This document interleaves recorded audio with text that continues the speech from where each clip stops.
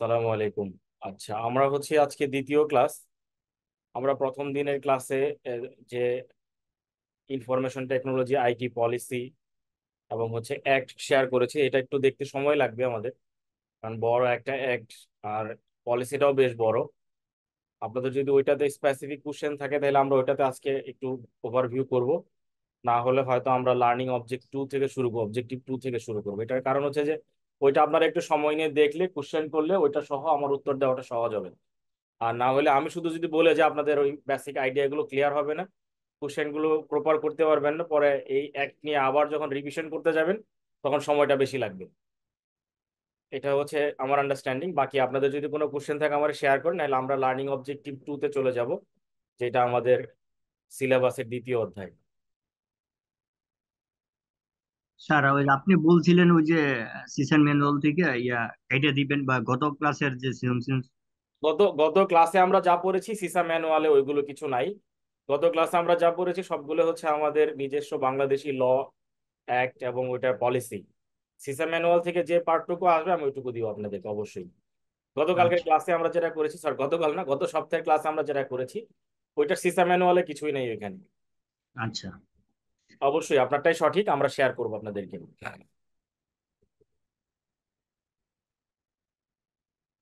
তো আমরা learning objective two যেটা আমাদের আছে, আমরা যদি সিলেবাসের প্রথম অংশে যাই, এখানে দেখা আছে management information system development in technology. এইটাকেই আবার ডিটেল করা হয়েছে এখানে গ্রিডে এসে এটাকে ভেঙে ছয়টা সাতটা পার্ট করা হয়েছে। আর এটার আগের যে সিলেবাস ছিল আমাদের 2023 সাল পর্যন্ত যে সিলেবাস ছিল, ওই সিলেবাস যদি আমরা দেখি, সেটা ছিল লার্নিং অবজেক্টিভ টু। এখানে আমি যেটুকু হাইলাইট করেছি, তাহলে আমাদের আগের সিলেবাসের সাথে নতুন সিলেবাসের যতটুকু পরিবর্তন আমরা এখানে দেখতে পাচ্ছি। তাহলে আমাদের এখন দেখতে হবে identify the change taking place in form of use of decision support business. বিজনেসে ডিসিশন নেওয়ার ক্ষেত্রে কি কি আমাদের চেঞ্জ আসছে বা কিভাবে আমরা ডিসিশনগুলো নিতে পারি। এরপরে identify the role and reporting alternatives of management information system. Then সিতে আছে describe how online analytical processing can meet key information needs of managers. মানে এইটা পরিপূর্ণভাবে আসলে বিজনেসকে ফলো করে বা বিজনেস হাউসকে ফলো করে এই অবজেক্টিভ গুলো ডিজাইন করা বা আমাদের এই চ্যাপ্টারটাকে ডিজাইন করা। দেন নেক্সট পয়েন্ট আছে explain the decision support system concept and how it differs from traditional management information system. Then I say explain how the following information system can support the information needs of executives, manager, business professionals. তিনটা part এখানে: executive information system, enterprise information system বা portal, এরপর আছে knowledge management system. Then F A আছে identify how neural network, fuzzy logic, তারপর genetic algorithm, মানে artificial ইন্টেলিজেন্সে যে পার্টগুলো আছে ওই পার্টগুলো আমাদের বিজনেসে কিভাবে হেল্প করে বা ইউজ করা যায়। Illustrate the ways expert system can be used in business decision making situation.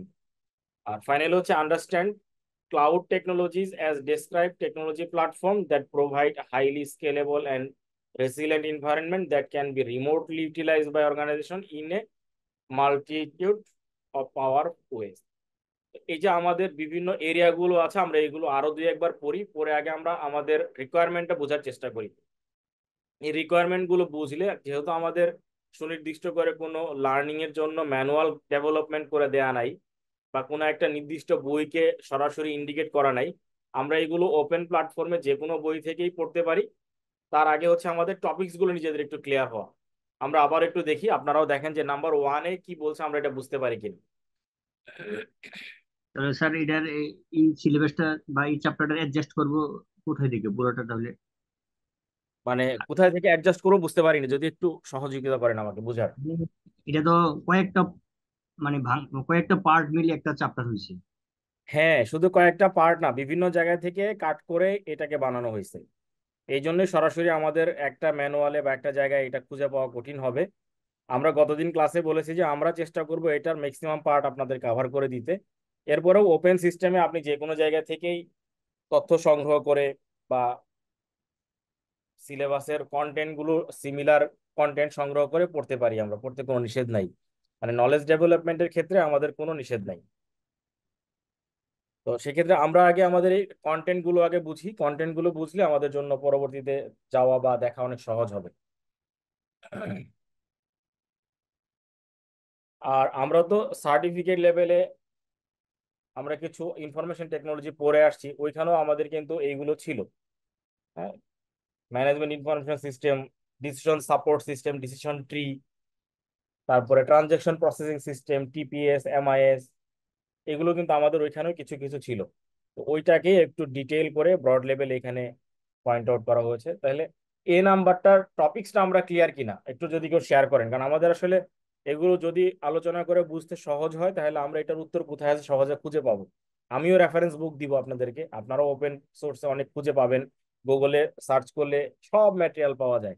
হয়তো একটু গুছায় নিতে সময় লাগবে এই, কিন্তু অ্যাভেলেবেল ইনফরমেশন ইন গুগল, মানে অনলাইন প্ল্যাটফর্মে, ওপেন সোর্সে।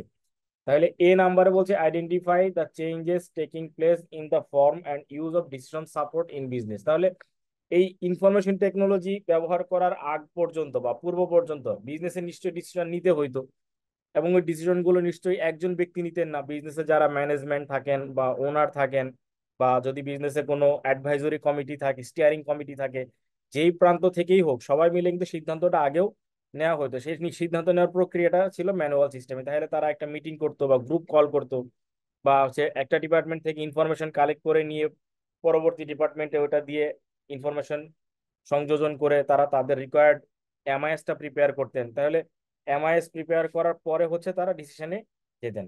তাহলে আমাদের এখানেও একই রকম ভাবে যে বলতে যাচ্ছে যে ডিসিশন মেকিং এর ক্ষেত্রে কি কি চেঞ্জ আসছে ডিসিশন সাপোর্ট ইন বিজনেসে।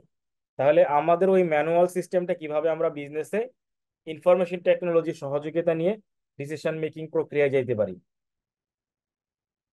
নাম্বার বিটা একটু আপনারা পড়ে দেখেন।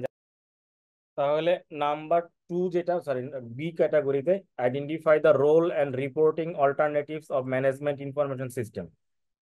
তাহলে এইটাও আমাদের একটু ক্লিয়ার করা দরকার যে এখানে ম্যানেজমেন্ট ইনফরমেশন সিস্টেমে কোন কোন ধাপে এমপ্লয়িরা বা ম্যানেজমেন্ট বা টপ ম্যানেজমেন্টের লোকজন, ওনাররা কাজ করে, এবং তাদের রিপোর্টিং রোলগুলো কি থাকবে, এবং হচ্ছে তারা ওই কি কি অল্টারনেটিভ অ্যাপ্লাই করতে পারে ইনফরমেশন সিস্টেমের ক্ষেত্রে।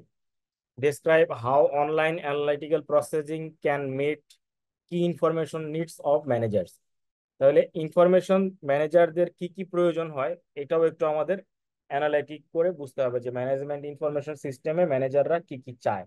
তাহলে আমরা কিন্তু এমআইএস এর বেশ কয়েকটা ক্যাটাগরি এখানে পাবো, যে এমআইএস গুলোর মাধ্যমে ইনফরমেশন সিস্টেম এর মাধ্যমে বিজনেস হাউস বা ম্যানেজাররা তাদের ডিসিশন মেকিং এর প্রক্রিয়াটা।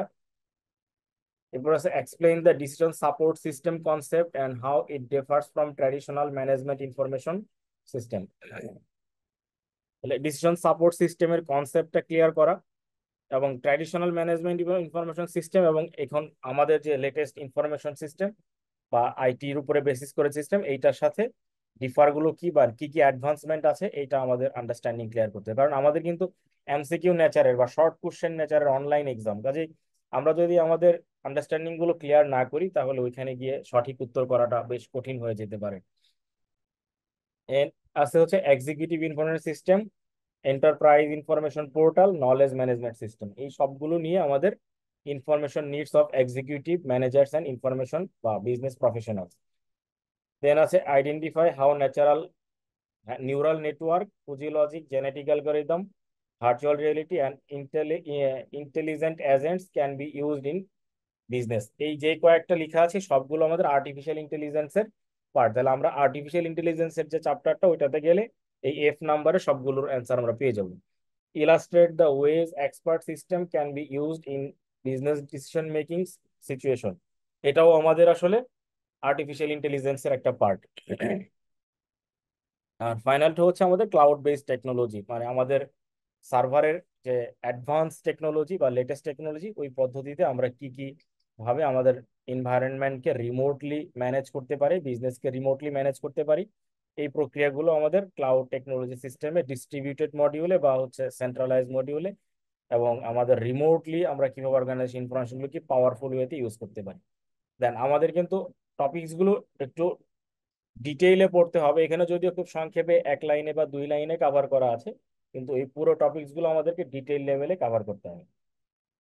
তাহলে আমরা একটু এটা ক্লিয়ার করার চেষ্টা করি, আপনারা দেখেন যে আমরা বুঝতে পারছি কিনা। অ্যাটলিস্ট প্রশ্নগুলো কি হইতে পারে সেটা দেখে আমরা উত্তরগুলি খুঁজবো। এখন প্রশ্ন যদি আমরা সঠিকভাবে আইডেন্টিফাই করতে না পারি, অ্যান্সার খুঁজতে গেলেও দেখা যাবে যে আমরা সঠিক অ্যান্সার খুঁজে পাবো না। আমাদের স্ক্রিনটা মনে হয় দেখা যাচ্ছে, আমার স্ক্রিনটা। Yes sir. জি, দেখেন এই শব্দগুলি আপনাদের পরিচিত মনে হওয়ার কথা। আমরা একটু যদি বোঝার চেষ্টা করি।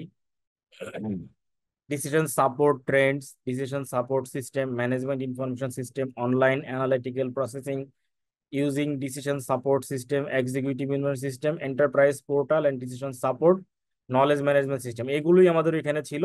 এখানে একটা একটা ছোট ছোট টপিকস দেওয়া আছে, ওইখানে তারা লাইনের মধ্যে ঢুকিয়ে দিয়েছেন। সেকেন্ড আছে আমাদের expert system, neural network, fuzzy logic, genetic algorithm, virtual reality, intelligent agent. ওইখানে যেগুলো ছিল আমাদের টপিকসের সাথে এগুলো কভার করে, তাই না? जी सर। তো এইটা আমরা সার্টিফিকেট লেভেলে কিছু দেখেছি হয়তো, এখন আমরা একটু ডিটেইলে যাচ্ছি। আমরা প্রথমে একটু এইটা দেখে যাই, তারপরে ওই লেখাটায় গেলে আমাদের ক্যাচ করতে একটু সহজ হবে, এটা আমার আইডিয়া সম্ভবত। আচ্ছা, আমরা যে পিরামিডটা দেখতে পাচ্ছি এটা একটা অর্গানাইজেশনের স্ট্রাকচারাল পার্ট। তো অর্গানাইজেশনে দুইটা মেজর পার্ট থাকে, একটা হচ্ছে ডিসিশন মেকিং এর ফ্লো, আর একটা হচ্ছে ইনফরমেশনের ফ্লো।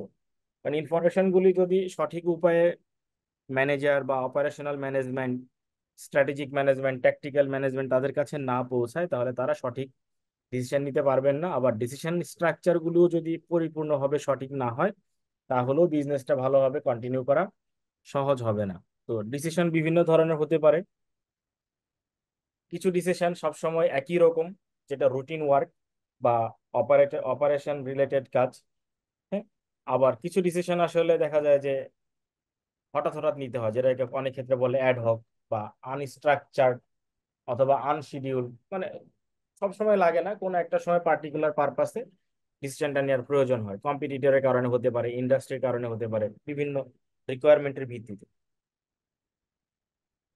তাহলে আমরা দেখি এখানে 3টা পার্ট আছে।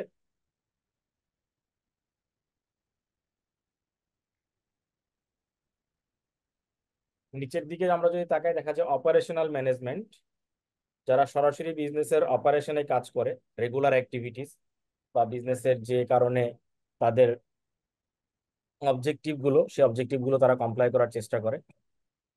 এই পার্টে যারা কাজ করে তারা অপারেশন ম্যানেজমেন্ট বা সেলফ ডিরেক্টেড টিমস, যাদেরকে একটা নির্দিষ্ট কাজ দিয়ে দেওয়া হয়, তারা ওই কাজগুলো একইভাবে বারবার রিপিটেডলি করতে থাকে। খুব বেশি পরিবর্তন এখানে হয় না বা হওয়ার সুযোগ না, যদি না ম্যানেজমেন্টের বিজনেস মডেলে কোনো পরিবর্তন আসে। দেন আমরা মিডল টায়ারে যাদেরকে দেখছি, তারা tactical management, business unit manager এবং সেলফ ডিরেক্টেড টিমস। দেখা যাচ্ছে একই শব্দ দুই জায়গায় মনে হচ্ছে, যে নিচেও লেখা সেলফ ডিরেক্টেড টিম, ওইখানেও লেখা সেলফ ডিরেক্টেড টিম। কারণ দুইটা টিমের মধ্যে কিছু কমন টিম মেম্বার বা স্টাফরা থাকে, যারা আসলে একই কাজ বারবার করতে থাকে, রুটিন ওয়ার্ক, যাদের কাজগুলো আসলে আগে থেকেই ডিজাইন করা। হয়তোবা দেখা যায় যে কোনো ইনফরমেশন ফিল আপ করা বা হিস্ট্রিক্যাল ডাটা কালেক্ট করা। এরপরে হতে পারে যে তাদের কোনো প্রোগ্রাম বা শিডিউল করে দেওয়া, সেই প্রোগ্রাম অনুযায়ী ডাটা ম্যানেজমেন্ট করা। এই একই রকম কাজ যারা করে তাদেরকে সেলফ ডিরেক্টেড টিম মেম্বার্স বলা হয়। আর বিজনেস ইউনিট ম্যানেজাররা আসলে তাদের আন্ডারে কয়েকজন টিম মেম্বার থাকে। আমরা সবাই জানি যে ম্যানেজাররা আসলে একটু সিনিয়র বা মিড ক্যাটাগরির হয়, তারা কয়েকজন টিম মেম্বারকে ম্যানেজ করে। তাহলে ট্যাকটিক্যাল ম্যানেজমেন্টের পার্ট আমরা জানলাম। অপারেশনাল ম্যানেজমেন্ট এর উপরে, পিরামিডের উপরের দিকে আছে আমাদের স্ট্র্যাটেজিক ম্যানেজমেন্ট বা এক্সিকিউটিভ অ্যান্ড ডিরেক্টরস। তো এই স্ট্র্যাটেজিক ম্যানেজমেন্টের পার্টটা হচ্ছে most important for that organization. তারা যেটা করে যে ওয়াইড স্কোপে ডিসিশন নেয়। ডিসিশন নেওয়ার ক্ষেত্রে এক্সটার্নাল স্টেক হোল্ডার বা এক্সটার্নাল পার্টিদের ইনফরমেশন বা রিয়েকশনকে তারা কমপ্লাই করে ডিসিশন নেয়। এবং তাদের ডিসিশনগুলো ফ্রিকুয়েন্টলি হয় না, তারা ইনফ্রিকুয়েন্ট ডিসিশন নেয়। মানে একটা সিদ্ধান্ত নিয়ে ওই কার্যক্রমগুলি কোম্পানিতে পরিচালনা করতে একটা সময় লাগে, এই জন্যই একই সিদ্ধান্ত তারা বারবার নেয় না, একটা সিদ্ধান্ত নিয়ে কাজগুলিকে মনিটর করে কোম্পানির ভিতরে পরিচালনা করার জন্য, বিজনেস হাউসে পরিচালনা করতে। আর নিচের দিকে যারা কাজ করে অপারেশনাল ম্যানেজমেন্টে, তারা প্রি শিডিউল বা প্রি স্পেসিফাইড কাজগুলি করে, তারা ডিটেইল লেভেলে কাজ করে, ফ্রিকোয়েন্টলি করে, একই কাজ বারবার করে, হিস্ট্রিক্যাল কাজগুলি করে যেটা আগে থেকে শিখে আসছে, এবং কোম্পানির ভিতরে ইন্টারনাল কাজ করে, এবং তাদের ফোকাসগুলি থাকে খুবই ছোট এরিয়াতে, ন্যারো ফোকাস থাকে। এটা আমরা মোটামুটি সবাই বুঝি এখানে আমরা যারা আছি। তারপরেও আমাদের আন্ডারস্ট্যান্ডিং আর একটু বেটার করার জন্য আমরা এটা ডিসক্রাইব করছি। তাহলে অর্গানাইজেশনের পিরামিড অনুযায়ী আমরা দেখছি তিনটা টায়ার আছে, এখানে তিন লেভেলের এমপ্লয়ি বা ম্যানেজমেন্ট কাজ করে ইনফরমেশনের কারণে।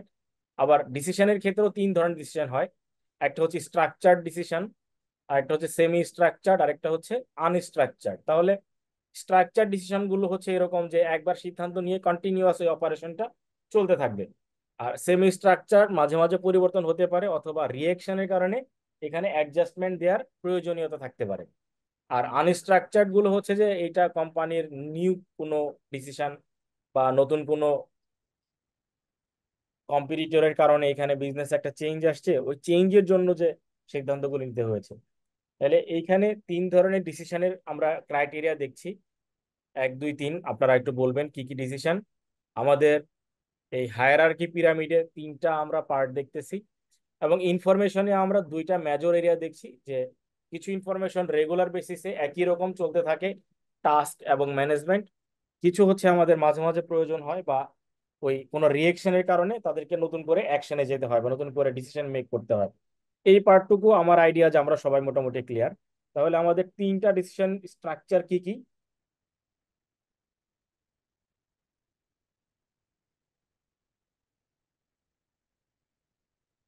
আমাদের মধ্যে থেকে কেউ একজন যদি আমাকে বলে সহযোগিতা করেন তাহলে ভালো হয়, যে আমরা বুঝতে পারবো যে আমার কথাগুলি আপনারা বুঝতে পারছেন। উম, কেউ শেয়ার করতে চাচ্ছেন না, তার মানে হচ্ছে কেউ শুনতে পাচ্ছেন না আমাদেরকে।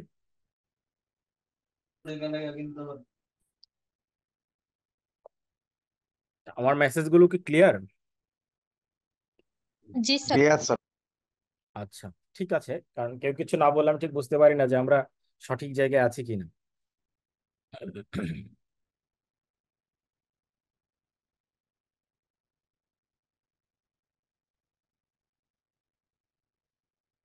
আমরা ওইখানে পিরামিডে যে তিনটা পার্ট দেখে আসছি, ওই তিনটাই এখানে আছে। আমরা এই তিনটা একটু নিজেরা পড়তে চাই, আপনারা একটু পড়েন স্ক্রিন থেকে। আমি এটা শেয়ার করে দিব আপনাদেরকে, স্ক্রিন থেকে আমরা একটু দেখি যে এই তিনটা ম্যানেজমেন্টের যে আমরা নিচে দেখে আসলাম, এই তিনটা আমরা বুঝতে পারি কিনা।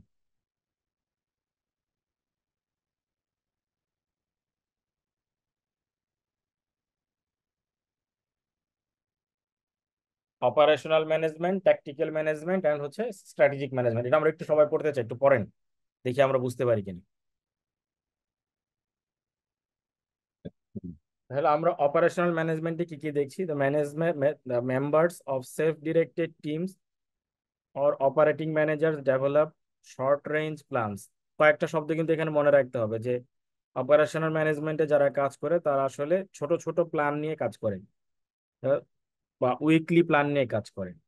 They direct the use of resources and the performance of tasks according to procedure and within budget and schedules they established for the teams and other work group of the organization। তারা কিন্তু নিজেদের জন্য যে কাজগুলো করছে, এগুলো তাদের team মেম্বাররা, আদার গ্রুপ মেম্বাররা আবার রিইউজ করবে, বা এই কাজগুলোকে তারা আবার তাদের কাজে ইনপুটে নিবে, কারণ এই তথ্যগুলি বা এই টাস্কগুলোকে ব্রডার সেন্সে নিয়ে গিয়ে তারা আসলে কাজগুলো কমপ্লিট করে। কারণ ওরা যেহেতু শর্ট রেঞ্জে শর্ট প্ল্যানে কাজ করে, কাজে তারা হয়তো কমপ্লিট পিকচারটা একসাথে করতে পারে না, বিভিন্ন পার্ট থেকে কাজগুলোকে ডেভেলপ করে নেওয়া হয়।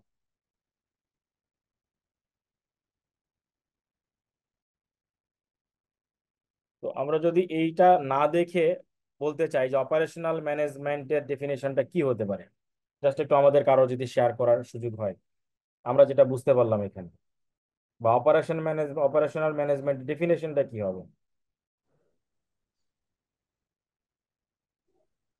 তার অপারেশনাল ম্যানেজমেন্ট হচ্ছে আহ, যারা হচ্ছে সরাসরি অপারেশনের সাথে জড়িত আর কি, এবং যারা ছোটখাটো যেমন শর্ট প্ল্যান গুলো, শর্ট রেঞ্জের যে প্ল্যান গুলো আছে আর কি, এগুলো নেয়। আহ, লো লেভেলের যে ওয়ার্কার গুলা মূলত অপারেশনের সাথে জড়িত আর কি। হ্যাঁ, আর আর যদি কেউ দুই একজন আইডিয়া শেয়ার করেন, আমরা আইডিয়াগুলি শেয়ার করলে হবে যে আমাদের তো অনলাইন বেসড এক্সাম হবে শর্ট কোশ্চেন নিয়ে, তো এই জন্য আমাদেরকে একটু মানে ডিটেইল ক্লিয়ার হইতে হবে, তাহলে এটা সহজে আমাদের জন্য বুঝতে এবং মনে রাখতে পারবো আমরা।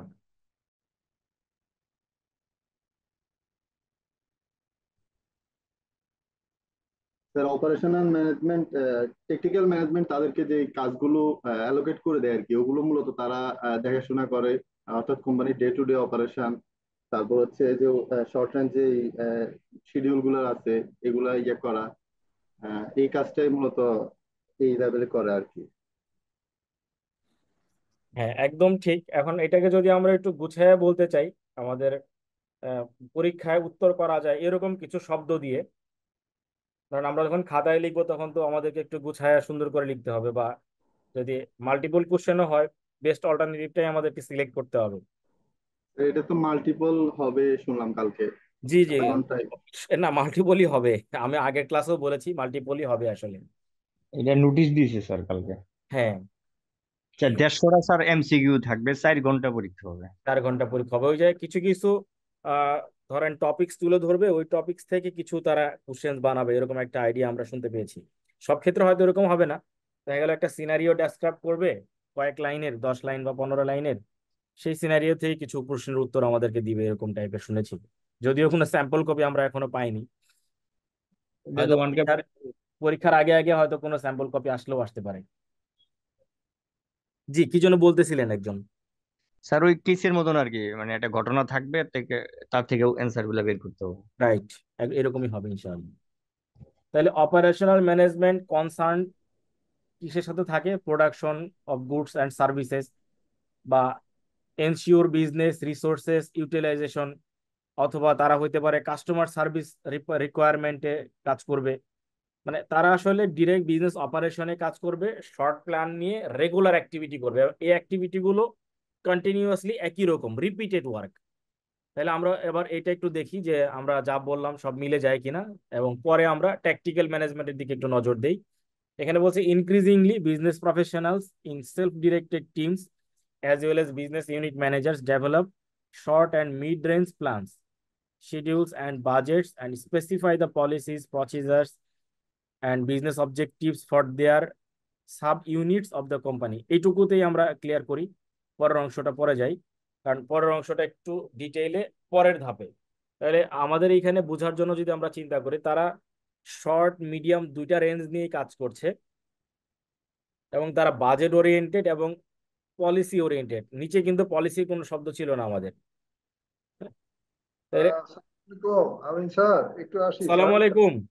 ওয়ালাইকুম আসসালাম। আপনারা তো অনেকদিন দেখি না। আমি চলে আসছি, একটু কাজ কাম করি তো স্যার। আপনি আমার কাজ একটা- করেন বলে তো আমরা ক্লাসে থাকতাম, আমরা ক্লাসে থাকতাম না। না না না স্যার, সরি। একটু ক্লিয়ার হওয়া দরকার যে আমরা আসলে ট্যাকটিক্যাল ম্যানেজমেন্ট কোন পার্টটুকুকে ম্যানেজ করব বা কোনটুকুকে বলবো। যেমন বাংলাদেশে অনেকগুলো পোস্ট থাকে, হ্যাঁ, তো এক্সিকিউটিভ থাকে, সিনিয়র এক্সিকিউটিভ থাকে, এরকম। তাহলে এইখানে কিন্তু আমাদের এরকম কোনো পোস্ট তারা ডিটেইল বলে নাই।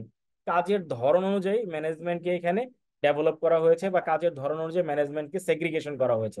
এটা হচ্ছে আমাদের লোকাল সিস্টেম বা এইচআর সিস্টেমের সাথে ইনফরমেশন টেকনোলজি সিস্টেমের একটা বেসিক ডিফারেন্ট বা বেসিক ওয়ে, ডিফারেন্ট ওয়ে।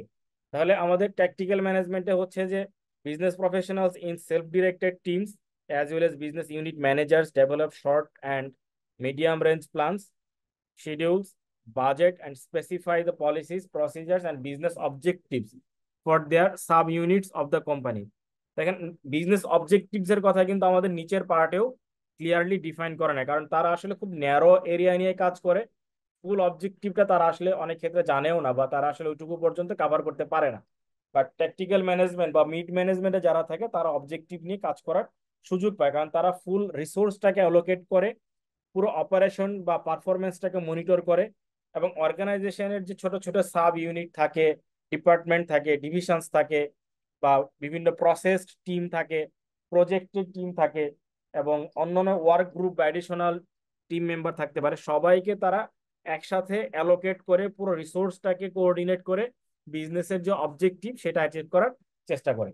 এই জন্যই দেখা গেছে যে এই পার্টটাতে বিজনেস অবজেক্টিভ বা ফুল বিজনেস অপারেশনটা দেখার বা বোঝার সুযোগ থাকে।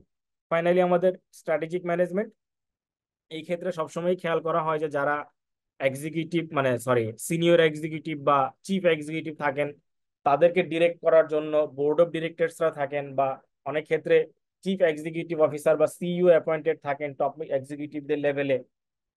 এদের কাজ হচ্ছে বোর্ড অথবা অর্গানাইজেশনের যে গোলটা দেওয়া আছে সেই গোলটা স্ট্র্যাটেজি, পলিসি, অবজেক্টিভ অথবা বিজনেসের স্ট্র্যাটেজিক প্ল্যানিং প্রসেসের মধ্যে দিয়ে অ্যাচিভ করা, এবং এই অ্যাচিভমেন্টের যে প্রসেসটা তারা ডেভেলপ করে সেটা মনিটর করা, সেটার পারফরমেন্সকে ইভালুয়েশন করা, এবং ওভারঅল বিজনেসের যে ডিরেকশন আছে এইটাকে বিজনেস এনভায়রনমেন্ট কনসিডার করে, কারণ এনভায়রনমেন্টের মধ্যে অনেক ক্ষেত্রে দেখা যায় যে ইকোনমিক এনভায়রনমেন্টও বিজনেসের একটা বড় মেজর পার্ট, এখানে আবার স্ট্র্যাটেজিক্যাল পার্টের পাশাপাশি পলিটিক্যাল পার্টও থাকে। এই সমস্ত কিছু কনসিডার করে ওভারঅল বিজনেসটাকে আসলে কম্বাইন্ড ওয়েতে তাদের ওয়েলথ ম্যাক্সিমাইজ অথবা বিজনেসের যে অপারেশনাল অ্যাক্টিভিটি সেটাকে ম্যাক্সিমাইজ করাটাই মেইন চ্যালেঞ্জ এবং ডিরেকশন ফ্রম স্ট্র্যাটেজিক ম্যানেজমেন্ট। আমরা এই তিনটা ম্যানেজমেন্ট নিয়ে অনেকটুকু সময় দিলাম। এটার আসলে বেসিক কারণটা হচ্ছে যে এই তিনটা আমরা ডিফাইন করতে পারলে কাজগুলো এবং এর সঙ্গে ডিসিশনের পার্টগুলোকে আমরা সহজেই অ্যালাইন করতে পারবো।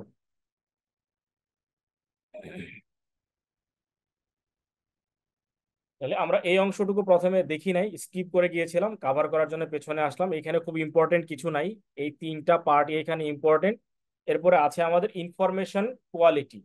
তো আমরা তো ডেটা চিনি, ইনফরমেশনটা কি সেটাও বুঝি, তাহলে আমাদের একটু বেসিক ক্লিয়ার হওয়া দরকার যে ইনফরমেশন এবং ডেটার মধ্যে তফাৎ কি, বা ডেটা এবং ইনফরমেশনের মধ্যে তফাৎ কি, আর ওই ইনফরমেশনের সাথে এমআইএস এর তফাৎ কি।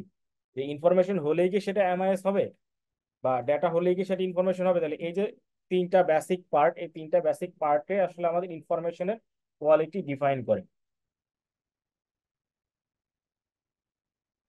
তাহলে আমরা একটু বোঝার চেষ্টা করি যে ডেটা, ইনফরমেশন এবং এমআইএস।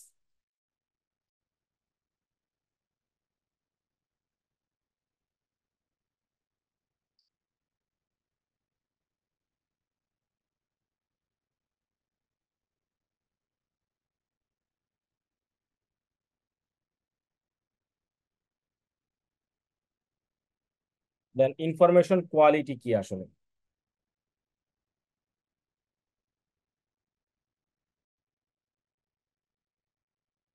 কিছু ইনফরমেশন আপনার কাছে আমি সাপ্লাই করলাম যেটা আপনার কাছে ইউজলেস বা আসলে মিনিংফুল না, ইনফরমেশনটা এমন ভাবে প্রেজেন্ট করা যে ওইটা কোয়ালিটি অফ ইনফরমেশন বা টাইমিং একটা ফ্যাক্ট, যে যেই সময় ইনফরমেশনটা দরকার ছিল ওই সময় আমরা পাইলাম না, বা ইনফরমেশনের যে অ্যাট্রিবিউট এগুলো আসলে প্রপার না ইন এ সেন্স হচ্ছে যিনি ইউজারের পার্ট থেকে, কারণ প্রতিটা ইনফরমেশনই আসলে কারো না কারোর কাছে হয়তো ভ্যালুয়েবল, কিন্তু যিনি এটার ইউজারের কাছে ভ্যালুয়েবল না হলে ইনফরমেশনের কোয়ালিটিটা আসলে ডেটোরিয়েট করে, এটা প্রপার কোয়ালিটি ইনফরমেশন হয় না।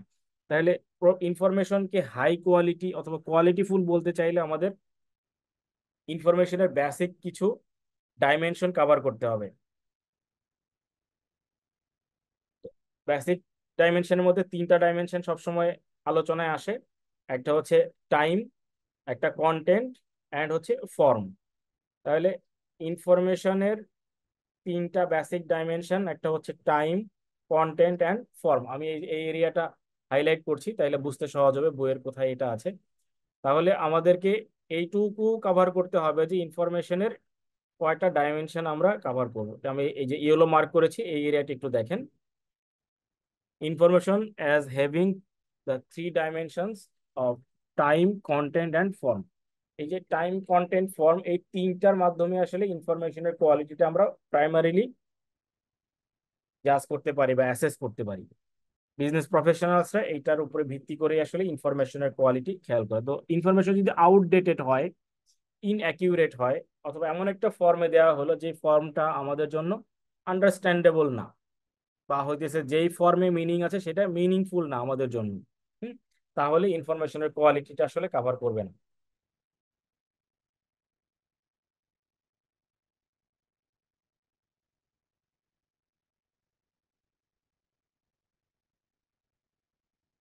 এই অংশ আমরা আগেই আলোচনা করেছি, এখানে আর আমরা সময় দিচ্ছি না। আমরা ইনফরমেশনের ওই 3টা পার্টে চলে আসি। একটা হলো টাইম ডাইমেনশন, একটা কন্টেন্ট ডাইমেনশন, আর একটা হচ্ছে ফর্ম ডাইমেনশন।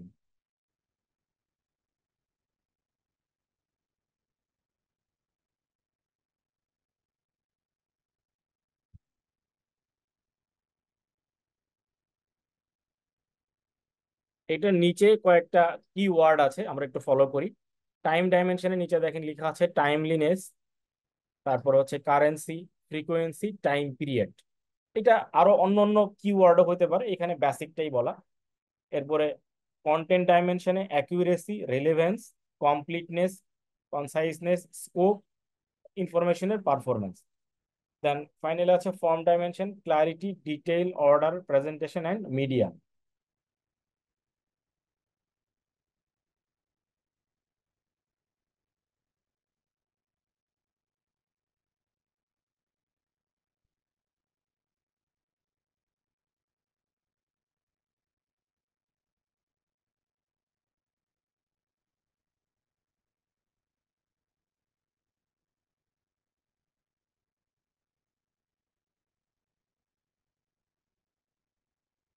তাহলে টাইম ডাইমেনশনের যে কিওয়ার্ড গুলি আছে, টাইমলিনেস, এটার পাশে আছে information should be provided when it is needed. যখনই ইনফরমেশনের সময়সীমা বেঁধে দেওয়া আছে বা যে সময়ের মধ্যে সাবমিট করতে বলা হয়েছে, ওই সময়ের পরে দিলে ওটা নিয়ে আসলে কোনো কাজ হবে না। তারপর আছে কি currency, information should be update when it is provided. Then frequency, যদি কোনো ইনফরমেশন পিরিয়ডিক্যালি চাওয়া হয় বা অফেন প্রয়োজন হয়, যে হঠাৎ করে প্রয়োজন হলো, অথবা টাইম পিরিয়ড দিয়ে দিল যে একটা নির্দিষ্ট পিরিয়ডের আমি ইনফরমেশনটা চাই। আমরা যেমন বিভিন্ন অডিটে গিয়ে 1 ইয়ারের ডাটা চাই, আপনি গিয়ে 1 ইয়ারের সেলস ডাটা চাইলেন, সেটা হতে পারে যে আপনার জুলাই 2023 থেকে জুন 2024, এটা একটা আমাদের এখন চলমান অডিট প্রক্রিয়ার পিরিয়ড। তো এখন আপনি ইনফরমেশন চাইলেন সেলসের, ওনারা দিয়ে দিলেন আসলে 22 জুলাই থেকে 23 জুন। ইনফরমেশনটা সঠিক, ওই ইনফরমেশনটাতে কোনো ভুল নাই, কমপ্লিট ইনফরমেশন, অ্যাকিউরেট ইনফরমেশন, কিন্তু আপনার পিরিয়ড কাভার করে না, এই জন্য ওই ইনফরমেশন আপনার কাছে কোনো মূল্য নেই, এটা কোয়ালিটি ইনফরমেশন না আপনার কাছে। অথবা আপনি 12 মান্থের চেয়েছেন, ওরা আসলে 10 মান্থ দিয়েছে বা 7 মান্থ দিয়েছে, সেটাও আপনার কাছে আসলে কোয়ালিটিফুল ইনফরমেশন হবে না। এবং অ্যাকিউরেট, দেখা গেলো যে সেলসের সাথে পারচেজ যুক্ত করে একটা লেজার করে দিয়েছে, ভুল করেছে, তাহলে ওইটাও আসলে যে কন্টেন্ট গুলো আছে, ওই কন্টেন্ট গুলো অ্যাকিউরেট কন্টেন্ট না। কারণ আমাদের রিকোয়ারমেন্ট থাকতে পারে হয়তো সেলস রিলেটেড, তো সেলসের রিকোয়ারমেন্ট যখন আছে তখন আমাদের তো শুধু সেলসের ইনফরমেশনটা ওইখানে দিতে হবে, তো ওইখানে যদি পারচেজ বা অন্যান্য ইনফরমেশনও দিয়ে দেওয়া হয়, তাহলে ওইটা অ্যাকিউরেট ইনফরমেশন হয় না। সেজন্য যে অ্যাকিউরেসিটাও একটা প্রয়োজন। আবার এটার আরেকটা পার্ট হচ্ছে রেলেভেন্স, যে আমরা যে ইনফরমেশন চাচ্ছি ওই স্পেসিফিক সিচুয়েশনের উপরে বা রিসিপিয়েন্টের রিকোয়ারমেন্ট অনুযায়ী ইনফরমেশন গুলোকে শেয়ার করতে হবে। দেন কমপ্লিটনেস, আমরা একটু আগে বললাম যে 12 মান্থের আমরা ডাটা চেয়েছি একটা পিরিয়ড, সেখানে তারা আসলে কমপ্লিট পিরিয়ড না দিয়ে একটা অন্য পিরিয়ড দিয়েছে বা ইনকমপ্লিট পিরিয়ড, সেটাও আসলে কাজ করবে না। দেন আছে লাস্টে আছে ফর্ম ডাইমেনশন, আমরা যেই ফর্মে তথ্যটা চাই, সামারি ফর্মে হতে পারে, ডিটেইল ফর্মে হতে পারে, বা প্রিডিটারমাইন্ড আমাদের কোনো টেমপ্লেট থাকতে পারে, বা আমরা ন্যারেটিভ চাইতে পারি বা গ্রাফিক্যাল চাইতে পারি, যেইভাবে আমরা চাচ্ছি সেইটা অনুযায়ী যদি তারা না দেয়, সেটাও আমাদের জন্য আসলে একটা প্রবলেমেটিক হয়ে যেতে পারে। দেন হচ্ছে মিডিয়া, আমরা ইনফরমেশন শেয়ার করার জন্য কোনো না কোনো মিডিয়া ব্যবহার করি। এখন আপনার হয়তো প্রয়োজন হচ্ছে এটা সফট কপিতে, তো তারা দিয়ে দিল প্রিন্টেড পেপারে, যে ইনফরমেশন গুলো প্রিন্ট করে দিল। তো আপনার যেহেতু এটা সফট কপিতে প্রয়োজন, প্রিন্টেড ডকুমেন্টটা দিলে এটা আবার সফট ভার্সনে নিয়ে যাওয়া বা রিটাইপ করা একটা সময়ের ব্যাপার। সেক্ষেত্রে দেখা যায় যে ইনফরমেশন সাপ্লাই করার যে মিডিয়া বা যেই পদ্ধতিতে দেওয়া দরকার, সেটাও আসলে এখানে একটা প্রপার কনসিডারেশনের ইস্যু, কারণ ওই ইনফরমেশনটা তো আপনাকে ইউজ করতে হবে। যেহেতু আমরা টেকনোলজি নিয়ে পড়ালেখা করছি, সেক্ষেত্রে দেখা যাবে যে আমরা যেই মিডিয়াতে চাই সেই মিডিয়াতেই এটা প্রোভাইড করতে হবে। তাহলে ইনফরমেশন কোয়ালিটির আমরা 3টা বেসিক ডাইমেনশন জানলাম।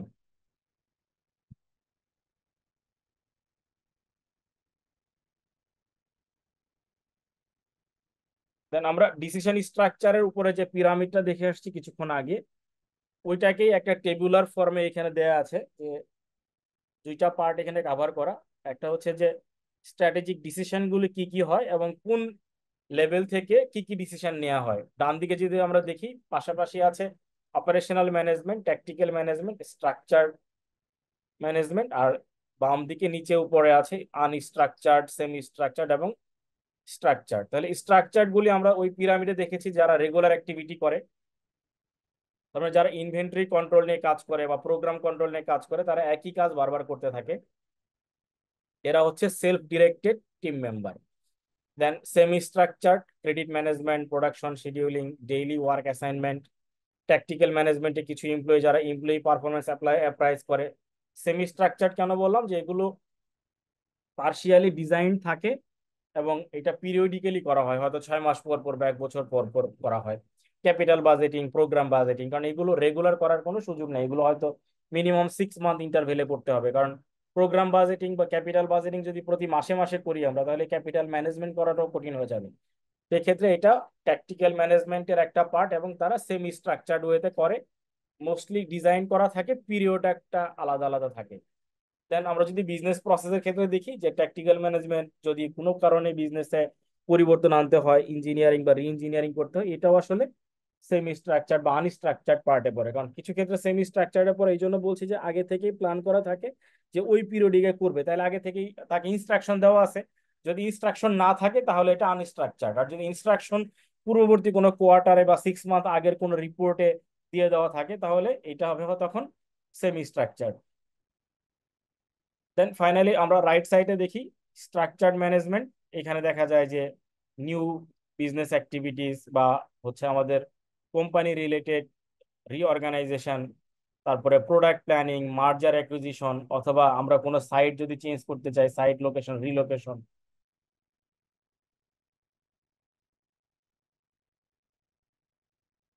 এটা ওই টেবিলটাকেই, পিরামিডটাকে আর একটু স্ট্রাকচার্ড ওয়েতে প্রেজেন্ট করা। তাহলে আমরা ডিসিশন স্ট্রাকচার জানলাম, ম্যানেজমেন্টের ক্রাইটেরিয়া বা পার্ট গুলো জানলাম, কি কি ম্যানেজমেন্ট এখানে থাকতে পারে। তাহলে কোনো প্রোগ্রাম বা কোনো ডেভেলপমেন্ট যদি নেক্সট 5 ইয়ারের জন্য কোনো প্রতিষ্ঠান করতে চায়, তাহলে এটা কি ধরনের স্ট্র্যাটেজিক হবে, আনস্ট্রাকচার, সেমি স্ট্রাকচার অথবা স্ট্রাকচার, আমরা নেক্সট 5 ইয়ারে কোনো প্ল্যান করতে চাই। স্ট্রাকচার হবে স্যার।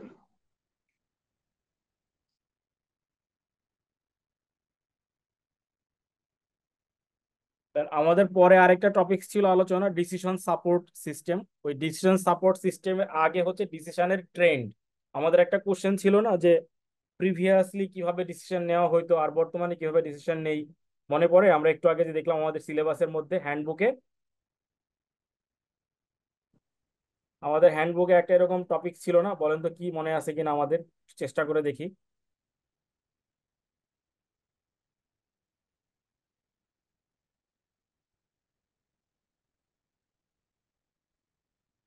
আমাদের একটা ছিল এরকম যে ডিসিশন সাপোর্ট সিস্টেম কনসেপ্টটা কি এবং এটা কিভাবে ডিফার করে ট্র্যাডিশনাল ম্যানেজমেন্ট এবং ইনফরমেশন সিস্টেমের। তাহলে ট্র্যাডিশনাল ম্যানেজমেন্টই যখনই আমাদের পড়তে হবে, তখন আমাদের ডিসিশন সাপোর্ট ট্রেন্ডটা জানতে হবে। এখানে একটা ট্রেন্ডের বর্ণনা দেওয়া আছে, আমরা একটা হায়ারার্কি অনুযায়ী সেই 90s থেকে আমরা এটা দেখে আসতেছি, বাট শুরু হয়েছে এটা আরো আগে থেকে। ডিসিশন সাপোর্ট সিস্টেম আরো আগে থেকেই চলতেছে, বাট একটা লেভেল পর্যন্ত।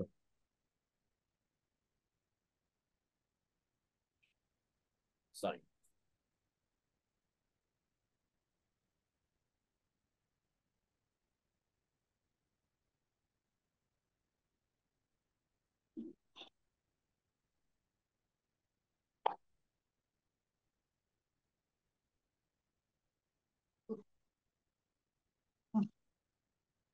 তাহলে আমরা এখানে একটা কম্পারিজন দেখি, বাম দিকে দেখেন লেখা আছে যে comparing the major difference in the information and decision support capabilities of management information system and decision support system. তাহলে এমআইএসটা আসলে রিকোয়ারমেন্ট বেসিসে চলতে থাকে, আর ডিসিশন সাপোর্ট সিস্টেমটা নিজে থেকেই ডিসিশন সাপোর্টের ক্ষেত্রে তার ইনফরমেশন গুলোকে অর্গানাইজ করে বিভিন্ন অল্টারনেটিভ ডিজাইন করে। এখানে কিছু প্রি ডিটারমাইন্ড থাকে, কিছু আসলে এখান থেকে ইনফরমেশন নিয়ে তারপরে ডিজাইন করা হয়। তাহলে আমরা একটু কম্পারিজনটা বোঝার চেষ্টা করি। প্রাইমারি একটা হচ্ছে ডিসিশন সাপোর্ট প্রোভাইডেড, তাহলে এমআইএস কিভাবে ডিসিশন সাপোর্ট প্রোভাইড করে আর ডিএসএস কিভাবে প্রোভাইড করে। তাহলে এমআইএস যেটা করে, ইনফরমেশন গুলো আমাকে কেউ প্রশ্ন করছিলেন কি নাকি এটা এমনি আলোচনা?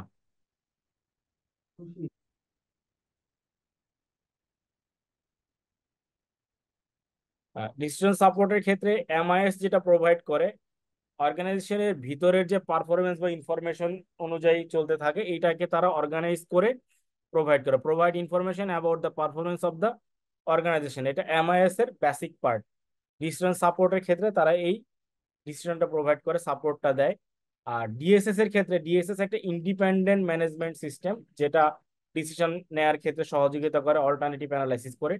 তাহলে provide information and decision support techniques to analyse specific problems or opportunities.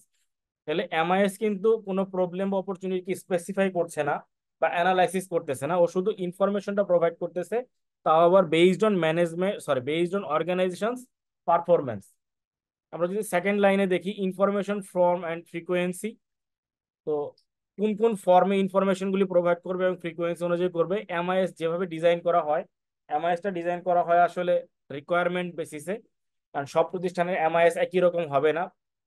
Top management বা যে ম্যানেজমেন্ট এটা ব্যবহার করবে তার একটা নির্দিষ্ট টেমপ্লেট থাকতে পারে, এটা পিরিয়ডিক হইতে পারে বা পিরিয়ডিক না হয়ে হঠাৎ হঠাৎ হইতে পারে, এক্সেপশন যখন প্রয়োজন সে ডিমান্ড করবে, ডিমান্ড বেসিসে হতে পারে। কিছু পুশ রিপোর্ট থাকতে পারে, যে আমাদের ডাটাবেস আছে, ডাটাবেস থেকে তারা এটা কপি করে নিবে, পুশ করে নিবে। আবার কিছু থাকে হচ্ছে রিপিটেড, বা এটা চলতেই থাকবে, সব সময় ওই রিপোর্ট দিতেই থাকবে, বা প্রশ্ন করবে উত্তর দিবে, রেসপন্সিভ। আর ডিএসএস এর ক্ষেত্রে হয় কি, ডিএসএস নিজে থেকেই ইন্টারেক্টিভ ওয়েতে কিছু ইনকোয়ারি করে এবং ওই ইনকোয়ারির রেসপন্সগুলি সহ একটা ডেটা প্রোভাইড করে। ওই ডেটা অনুযায়ী যারা ডিসিশন মেকার তারা তখন ডিসিশন নেওয়ার ক্ষেত্রে অল্টারনেটিভ অ্যানালাইসিস করে। তাহলে এখানে আমরা একটা বেসিক ফর্ম দেখতেছি যে এমআইএস হচ্ছে রিকোয়ারমেন্ট বেসিসে পিরিয়ডিক, এক্সেপশন বা on demand push report provide করতে পারে, অথবা রেসপন্সিভ রিপোর্ট প্রোভাইড করতে পারে। আর ডিএসএস এর ক্ষেত্রে দেখা যাচ্ছে যে ডিএসএস নিজে থেকেই ইন্টারেক্টিভ ওয়েতে কিছু ইনকোয়ারি করে এবং ইনকোয়ারির রেসপন্সগুলি সহ, অল্টারনেটিভ সহ আসলে ডিসিশনের জন্য প্রোভাইড করে টু ডিসিশন মেকার। দেন ইনফরমেশনের ফরম্যাট, এমআইএস এর ক্ষেত্রে দেখা যায় যে আগে থেকে প্রি স্পেসিফাইড বা প্রি কনফার্মড ফরম্যাটে হয়, এবং ফরম্যাটটা টপ ম্যানেজমেন্টের অনুমোদন ছাড়া পরিবর্তন করা যায় না। তাহলে কি হয়, একটা ফিক্সড ফরম্যাট হয়। আর ডিএসএস এর ক্ষেত্রে যেটা হয়, ডিএসএস আপনি যেভাবে ইনফরমেশন চাচ্ছেন সেইভাবেই প্রোভাইড করতে পারে, কারণ এটা একটা সফটওয়্যারকে যেভাবে আমরা ডাটা রাখতে বলি সেভাবে রাখবে, এবং কোয়েরি অনুযায়ী এখান থেকে আমরা ফ্লেক্সিবল ওয়েতে ডাটা বা ফরম্যাট অনুযায়ী কালেক্ট করতে পারি। এবং এখানে অনেক কিছু আমরা অ্যাড হক বেসিসে পেতে পারি, যেটা আগে থেকে জানা ছিল না বা বলা ছিল না, বাট এই মুহূর্তে আমাদের প্রয়োজন। এরকম কিছু যদি প্রয়োজন হয়, আমাদের যে ডাটা ওয়্যার হাউস বা যেটাকে আমরা ডাটাবেস ম্যানেজমেন্ট সিস্টেম বলি, ডাটাবেস ম্যানেজমেন্ট সিস্টেমের মধ্যে যদি আমাদের ডিএসএস সফটওয়্যারটা ইমপ্লিমেন্ট করা থাকে বা ডেপ্লয় করা থাকে, তাহলে ওইখান থেকে আমরা অ্যাড হক বেসিসে ইনফরমেশন কালেক্ট করতে পারি। দেন আছে information processing methodology. Information processing মেথোডোলজির ক্ষেত্রে যেটা বেসিক ডিফারেন্স হচ্ছে যে এখানে বিজনেসের ডাটাটাকে এক্সট্রাকশন করে তারপরে প্রোভাইড করা হয় বিজনেস ডাটা হিসেবে। আর ডিএসএস এর ক্ষেত্রে যেটা হয় যে নিজস্ব ডাটা এবং তার বিভিন্ন মডেলগুলোকে, অ্যানালাইটিক্যাল পার্টগুলোকে ইউজ করে বিজনেসের ডাটা বা ইনফরমেশনকে প্রোভাইড করা হয়। তাহলে ডিএসএস একটু অ্যাডভান্স লেভেলে করতেছে, কারণ ওর কাছে কোম্পানির বেসিক ডাটা আছে, পাশাপাশি কিছু মডেল আছে, সেই মডেলটা সফটওয়্যার নিজে অ্যানালাইজ করে একটা বিজনেস ডাটা প্রোভাইড করতেছে মডেলিং করে। আর এমআইএস এ যেহেতু কোনো সফটওয়্যার নিজের কোনো কিছু কাজ করতে পারে না, ফিক্সড ফর্মে আগের যে ডাটাগুলি আছে বিজনেসের ওটাকে এক্সট্রাক্ট করে প্রয়োজন হলে বিজনেসের রিকোয়ারমেন্ট অনুযায়ী বিজনেস ডাটাটা প্রোভাইড করে। স্যার অ্যাডহক কাছে একটু বুঝি না, একটু বলুন স্যার। অ্যাডহক কোন পার্টটুকু একটু যদি আমাকে হেল্প করেন, কোন পার্টটুকু আমরা বুঝতে পারিনি? স্যার, ওই যে অ্যাডহক যে বলছেন না, যে স্যার অ্যাডহক সিস্টেমে স্যার ও, যে ইনফরমেশন অ্যাডহকটা হচ্ছে যে আমাদের আগে থেকে জানা ছিল না, হঠাৎ করে কোনো রিকোয়ারমেন্ট আসছে। অনেক জায়গায় দেখবেন যে আমরা অনেক সেক্ষেত্রে বলি অ্যাডহক কমিটি করা হয়েছে, তার মানে কি আগের যে কমিটি ছিল বা কখনো ছিল না, স্বল্প সময়ের জন্য একটা রিকোয়ারমেন্ট বেসিসে করা হয়েছে। এরকম আমাদের আগে থেকে এই ডাটা বা এই সাপোর্ট সিস্টেমের কোনো রিকোয়ারমেন্ট ছিল না, কিন্তু হঠাৎ করে আমাদের কিছু তথ্য প্রয়োজন হয়, তো এটা যেহেতু একটা সিস্টেম, ডিসিশন সাপোর্ট এটা একটা অ্যাপ্লিকেশন, একটা সিস্টেম। অ্যাপ্লিকেশনের মধ্যে অনেক ইনফরমেশন আছে এবং বিভিন্ন মডেলিং আছে। ওই মডেলিং গুলো থেকে আমরা চাইলে আমাদের রিকোয়ারমেন্ট বেসিসে কিছু ডাটা আমরা এক্সট্রাক্ট করে নিতে পারি, যেটা আসলে হঠাৎ করে প্রয়োজন হয়েছে, এর আগে কখনোই ছিল না। Sir thank you sir. Sir দুইটা সিস্টেমেই তো আমরা যা ইনপুট দিচ্ছি সেই বেজে আমার আউটপুট চলে আসতেছে, তাই না? একদম ঠিক, কিন্তু এখানে হ্যাঁ, অ্যাডিশনালি ডিএসএস এর মধ্যে একটা যেহেতু অ্যাপ্লিকেশন সফটওয়্যার আছে এবং ওর সাথে কিছু মডেল বেস আছে, এই জন্য ডিএসএস কিছু অতিরিক্ত তথ্য প্রোভাইড করতে পারে নিজে নিজে অ্যানালাইসিস করে। যেমন আমরা এখন যে বর্তমানে একটা নতুন সফটওয়্যার পেয়েছি, ফ্রিতেও ব্যবহার করা যায়, চ্যাট জিপিটি। আমরা কি করি, জি আমরা স্যার। একটা টপিক নিয়ে লিখি, লেখার পরে যখন ওকে বলি এটা রিড্রাফট করো, ও কি করে নিজে থেকে আরো দুইটা চারটা শব্দ যুক্ত করে বা আমাদের কোনো অপ্রয়োজনীয় বা ইনঅ্যাপ্রোপ্রিয়েট ওয়ার্ড থাকলে সেটাকে মডিফাই করে সে একটা সাজেশন করে। তো এই আমাদের ডিএসএস সিস্টেমটাও এরকম, ওর কিছু মডেল বেস আছে ডিসিশন সাপোর্ট সিস্টেমে। ওই মডেলে সে ওই বিজনেসের যে ডাটাটা এক্সট্রাক্ট করা হয়, যেটা আপনি বললেন আমরা যেটা ইনপুট দিই বা আমাদের ডাটাবেস ম্যানেজমেন্ট সিস্টেমের মধ্যে যে ডাটাটা আছে, ওইখান থেকে ডাটা এক্সট্রাক্ট করে সে তার মডেল এবং অ্যাপ্লিকেশনের ব্যবহার করে সে একটা সাজেশন প্রোভাইড করে সেবা, এবং সেটা হচ্ছে আমাদের রিকোয়ারমেন্ট বেসিসে ইন্টারেক্টিভ ওয়েতে। জি স্যার, থ্যাংক ইউ স্যার। জি, ধন্যবাদ।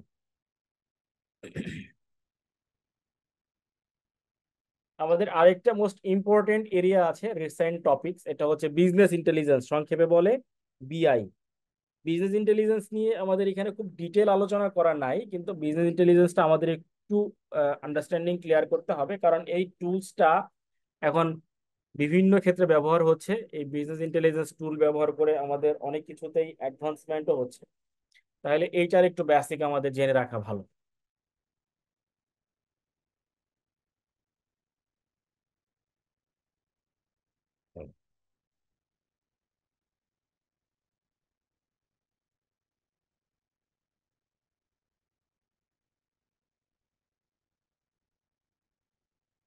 তাহলে বিজনেস ইন্টেলিজেন্স বলতে আমরা কি বুঝি? দুইটা শব্দই তো আমাদের কাছে খুবই পরিচিত, আমরা বিজনেসটাও বুঝি, ইন্টেলিজেন্সও বুঝি।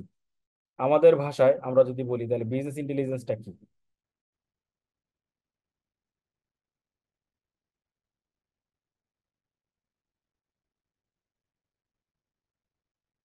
বাংলায় বলি, কোনো অসুবিধা নেই, আমরা আগে আন্ডারস্ট্যান্ডিং ক্লিয়ার করি। বিজনেস ইন্টেলিজেন্সের মিনিংটা কি?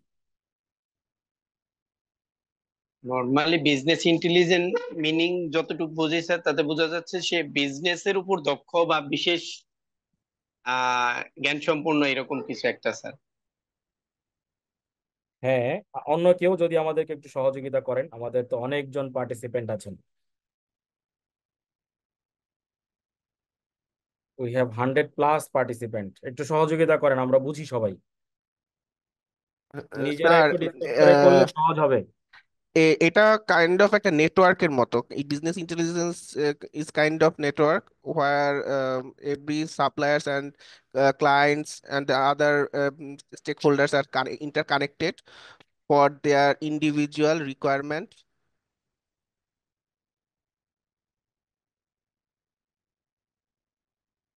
ঠিক জি, আছে। হ্যাঁ ঠিক আছে, আমরা আরেকটু গুছায় বলবো, আমি হেল্প করব, চেষ্টা করব। আমরা যদি আরো দুই একজনের কাছে শুনতে পারি তাহলে দেখা যাবে যে পুরো এরিয়াটাই আমাদের কভার হয়ে গেছে। স্যার ইন্টেলিজেন্স মিনস হচ্ছে ব্রড নলেজ, কোনো কিছু সম্পর্কে ডিটেলস কোনো মানে নলেজটা আসলে এখানে বিজনেস সম্পর্কে আর কি ডিটেলস নলেজ ইন্ডিকেট করে।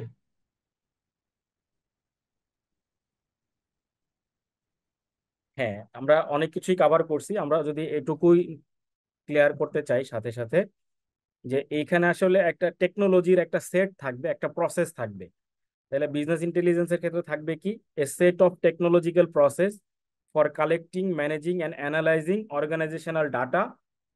যে অর্গানাইজেশনের ভিতরে যে ডাটাটা আছে এটা কি কি করবে, কালেক্ট করবে, ম্যানেজ করবে এবং অ্যানালাইজ করবে। কারণ কালেক্ট বলছি, তার অর্গানাইজেশনের ভিতরে অনেক ডিপার্টমেন্ট থাকতে পারে, তাহলে অনেকগুলো ডিপার্টমেন্ট বা উইং বা ডিভিশন থেকে তথ্যগুলো যদি ম্যানুয়াল সিস্টেমে সংগ্রহ করতে হয় তাহলে সময়ের ব্যাপার, আবার এখানে একটা অ্যাডিশনাল রিসোর্সের রিকোয়ারমেন্ট আছে। তো এটা যদি আমরা একটা সফটওয়্যার ব্যবহার করে করতে পারি, যেটাকে আমরা বলছি বিজনেস ইন্টেলিজেন্স সফটওয়্যার অথবা অ্যাপ্লিকেশন, তাহলে এই অ্যাপ্লিকেশন ইটসেলফ এখান থেকে ডাটা কালেক্ট করবে। ডাটা শুধু কালেক্ট করলে হবে না, ওটাকে তো প্রসেসও করতে হবে, তাহলে কি ডাটাটাকে ম্যানেজ করবে। এবং ম্যানেজ করে আমরা যা চাই সেই রিকোয়ারমেন্ট অনুযায়ী অ্যানালাইসিস করে অর্গানাইজেশনে সেটা প্রোভাইড করবে। কেন প্রোভাইড করবে, কেন এটা আমাদের লাগবে? আমাদের বিজনেস স্ট্র্যাটেজি মেক করার জন্য এবং অপারেশন কমপ্লিট করার জন্য। কারণ আমরা তথ্য সংগ্রহ করি, ম্যানেজ করি, অ্যানালাইজ করি কেন? কারণ হচ্ছে আমরা ওই তথ্যগুলোর ভিত্তি করে আমরা কোনো স্ট্র্যাটেজি মেক করতে চাই, অথবা ওর উপরে ভিত্তি করে আমাদের অপারেশনটাকে আমরা স্ট্র্যাটেজিক্যালি পরিচালনা করতে চাই। তাহলে এই শব্দগুলিকে সংযুক্ত করে আমরা যদি বিজনেস ইন্টেলিজেন্সের ডেফিনেশনটা বলতে চাই, তাহলে এরকম হতে পারে: business intelligence a set of technological process for collecting, managing and analyzing organizational data. কি কারণে আমরা ডাটা সংগ্রহ করব ওটাও বলেন, for business strategy and operations. তাহলে আমাদের আন্ডারস্ট্যান্ডিংটা ক্লিয়ার হলো যে আমরা বিজনেস ইন্টেলিজেন্স বলতে কি বুঝি। আমরা ক্লিয়ার?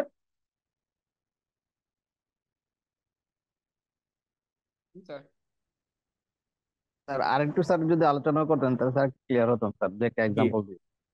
হ্যাঁ হ্যাঁ, এক্সাম্পলে আমরা পরে যাই, আগে আমরা আগে ডেফিনেশনটাতে যাই যে আমরা আসলে ইন্টেলিজেন্সটা ব্যবহার করি কেন, বা অ্যাপ্লিকেশনটা কেন ব্যবহার করব। আমাদের অর্গানাইজেশনে অনেকগুলো ডিপার্টমেন্ট থাকতে পারে, বিভিন্ন পার্ট থেকে ইনফরমেশন কালেক্ট করার প্রয়োজন হয়। সেই ক্ষেত্রে আমরা যদি একটা টেকনোলজি বা প্রসেস ডেভেলপ করি, অথবা a set of technological process ব্যবহার করি for collecting, managing and analyzing organizational data, তাহলে আমি এটা কেন করব? তার কারণ হচ্ছে যে আমার বিজনেস স্ট্র্যাটেজি মেক করার জন্য, অথবা ইফেক্টিভলি ইফিশিয়েন্টলি অপারেশনটা ম্যানেজ করার জন্য। এটা ছাড়া তো আমার আর কোনো টার্গেট থাকা উচিত না। Yes sir. তাইলে এখন আমরা নিশ্চয়ই বিজনেস ইন্টেলিজেন্সের ডেফিনেশনটা সবাই বলতে পারবো, বা চেষ্টা করতে পারবো। একটু সবাই চেষ্টা করে দেখি কে কে পারি। বলেন, কোনো সমস্যা নাই, ছোটখাটো ভুল তো হইতেই পারে, আমরা তো সবাই শিখতেছি এখানে।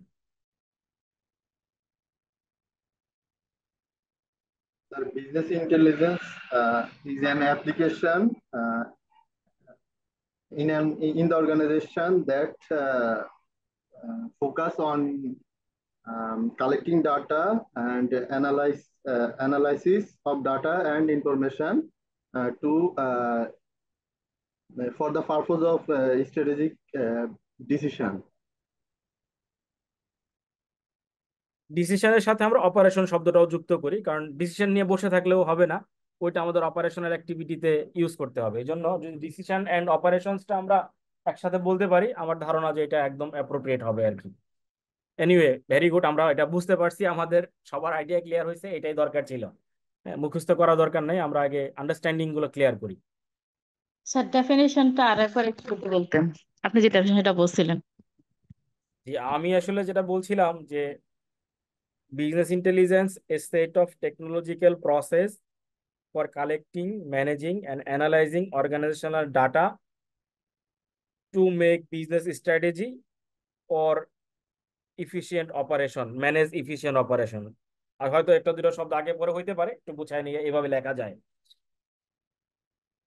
তো এই যে আমরা ইনফরমেশন গুলো সংগ্রহ করব বিজনেস ইন্টেলিজেন্সের মাধ্যমে, এটা কি ম্যানুয়াল পদ্ধতিতে করব? নিশ্চয়ই না, এটাও আমাদের একটা পদ্ধতি অ্যাপ্লাই করতে হবে। আর এখন যেহেতু আমরা আপডেটেড টেকনোলজিতে আছি, তাহলে এই প্রসেসটাও অনলাইনের মাধ্যমে করতে পারলে কোম্পানির জন্য, অর্গানাইজেশনের জন্য মোস্ট অ্যাপ্রোপ্রিয়েট হয়।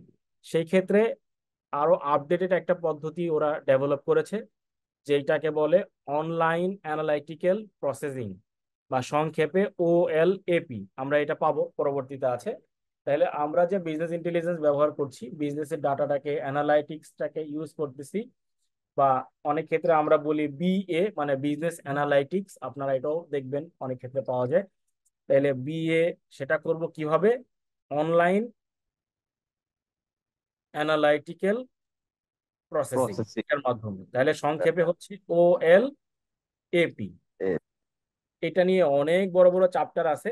আমরা যেহেতু বেসিক লেভেলে আছি, আমরা তো আর আইটি বিশেষজ্ঞ হব না, আমরা আইটিতে একটা বেসিক এবং মডারেট কি বলে নলেজ অ্যাকোয়ার করতে চাই। কারণ যারা আইটি প্রোগ্রামিং করবে, আইটি ডেভেলপ করবে, তাদের জন্য হয়তো একদম ডিটেইল লেভেলে শেখার প্রয়োজন আছে। আমি নিজেও যেহেতু আইটির লোক না, আপনাদের মতনই কেরানি, কাজে আমার মনে হয় যে একটা মডারেট লেভেল পর্যন্ত আমাদের বেসিক ক্লিয়ার থাকলে ইনফরমেশন টেকনোলজি পাস করাটা আমাদের জন্য অনেক ক্ষেত্রেই খুব কঠিন হবে না। এটা আমাদের ধারণা, বাট অনেকের কাছে মনে হয় যে এটা সঠিক নাও হইতে পারে। মনে করতে পারে আইটি তো কঠিন লাগে আমার কাছে, বাট আপনি যদি একটু মনোযোগী হন আইটিটা অন্য সাবজেক্টের চাইতে কঠিন না, আমি এটা আসলে বলতে চাই। এখন দ্বিমত থাকতেই পারে। তাহলে আমরা কয়েকটা এখানে নতুন শব্দ পেলাম, একটা হচ্ছে বিজনেস অ্যানালাইটিক্স, আর একটা হচ্ছে ওএলএপি বা অনলাইন অ্যানালাইটিক্যাল প্রসেসিং, মনে রেখেন।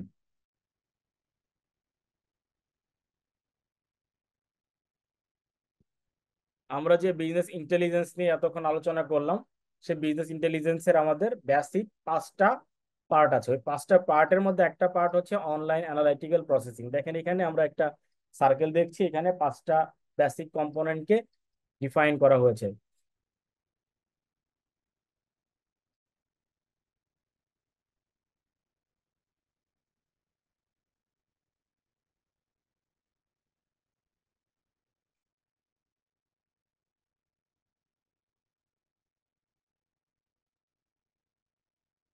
তাহলে এখানে কি কি আছে, আমরা ডিসিশন সাপোর্ট সিস্টেম দেখতেছি, তারপরে ম্যানেজমেন্ট ইনফরমেশন সিস্টেম দেখছি, ডান দিকে নলেজ ম্যানেজমেন্ট সিস্টেম দেখছি, অনলাইন অ্যানালাইটিক্যাল প্রসেসিং দেখছি, এবং ডাটা মাইনিং দেখছি। এইগুলো একটু মনে রাখি, আমরা 5টা নামকেই আমাদেরকে মনে রাখতে হবে। এবং এই প্রসেসটা হয় হচ্ছে, যেহেতু বলা আছে অনলাইন বেসড, তার মানে ওয়েব এনাবলিং সিস্টেমে হয়, ওয়েব বেসড, ওয়েবসাইট বেসড, মানে হচ্ছে ফিক্সড ফর্মে না।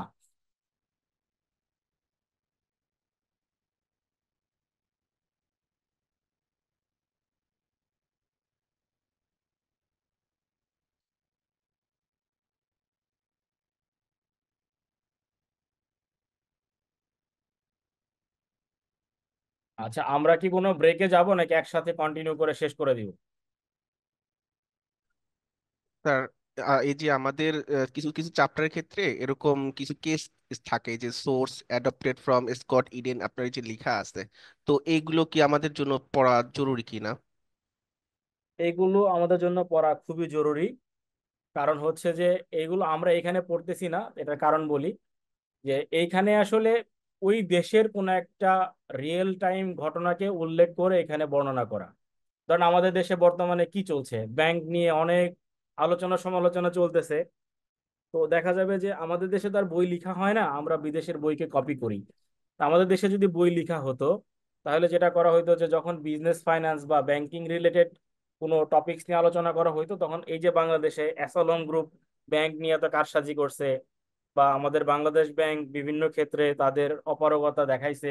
অপারগতা বলছি এই কারণে, কারণ ওটা রেগুলেটর, চাইলে তারা হয়তো রেগুলেশন করতে পারতেন, কিন্তু তা না করে তারা সহযোগিতা করেছেন। এটা হয়তো তাদের পক্ষ থেকে কোনো ধরনের অপারগতা থাকতে পারে, তারা পারে নাই। তো এই যে ভিতরের ঘটনাগুলি, বা আমাদের বাংলাদেশ থেকে প্রচুর ফান্ড দেশের বাইরে রেমিট করে নিয়ে যাওয়া, এইগুলো ঘটনা উল্লেখ করে আমাদের বইতে একটা কেস স্টাডি থাকতো, তাইলে হয়তো যে আমরা স্টুডেন্টরা যখন পড়বো তখন রিয়েল লাইফে এটা বুঝতে পারবো। কাজে ওইটা যদি আমরা পড়ি, আমরা যে টপিকস গুলো জানতেছি এই টপিকস গুলো নিয়ে এখানে একটা রিয়েল লাইফ এক্সাম্পল আছে, এটা পড়তে যদি পারি আমরা সময় নিয়ে, আপনারা যদি পড়েন আমাদের নলেজ ডেভেলপ করবে নিঃসন্দেহে। কাজে এটা পড়তে পারলে ভালো।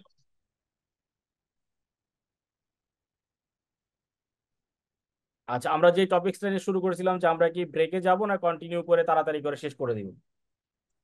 ভাইয়া একসাথে শেষ করে দিলে ভালো হয়। ধন্যবাদ। অন্য জি স্যার, স্যার একসাথে শেষ করে দিয়েছে। দেখেন বাকিরা কেউ মন খারাপ করেন না, দুইজনের ওপিনিয়ন পাইছি, যদি কারোর ভিন্ন মত স্যার থাকে আমিও স্যার একসাথে শেষ স্যার করে আমিও স্যার দাও। একসাথে শেষ করার পক্ষে স্যার। তার মানে হচ্ছে যে আমরা সবাই মোটামুটি একমত, যারা ওপিনিয়ন দিচ্ছি। জি ভিন্ন মত স্যার, থাকলে বলবেন। জি স্যার। তিনটা শেষ করে দেন। ঠিক আছে, আমরা 9:30 কাছাকাছি গিয়ে শেষ করার চেষ্টা করবো, মনে হয় বেশি সময় লাগবে না। থ্যাংক ইউ ভাইয়া।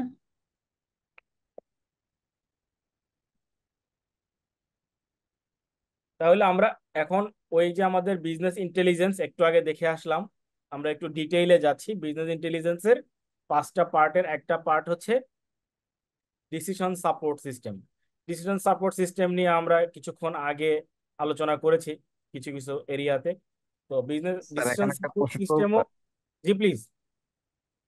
স্যার এখানে তো আমাদের যে বিআই নলেজে স্যার, বিআই তে আমরা 4টা ইয়াতে 5টা ইয়া দেখাইছেন স্যার, ফার্স্ট সেকেন্ড থার্ড, এবার কোনো স্যার সিরিয়ালি মেনটেন কোনো আছে?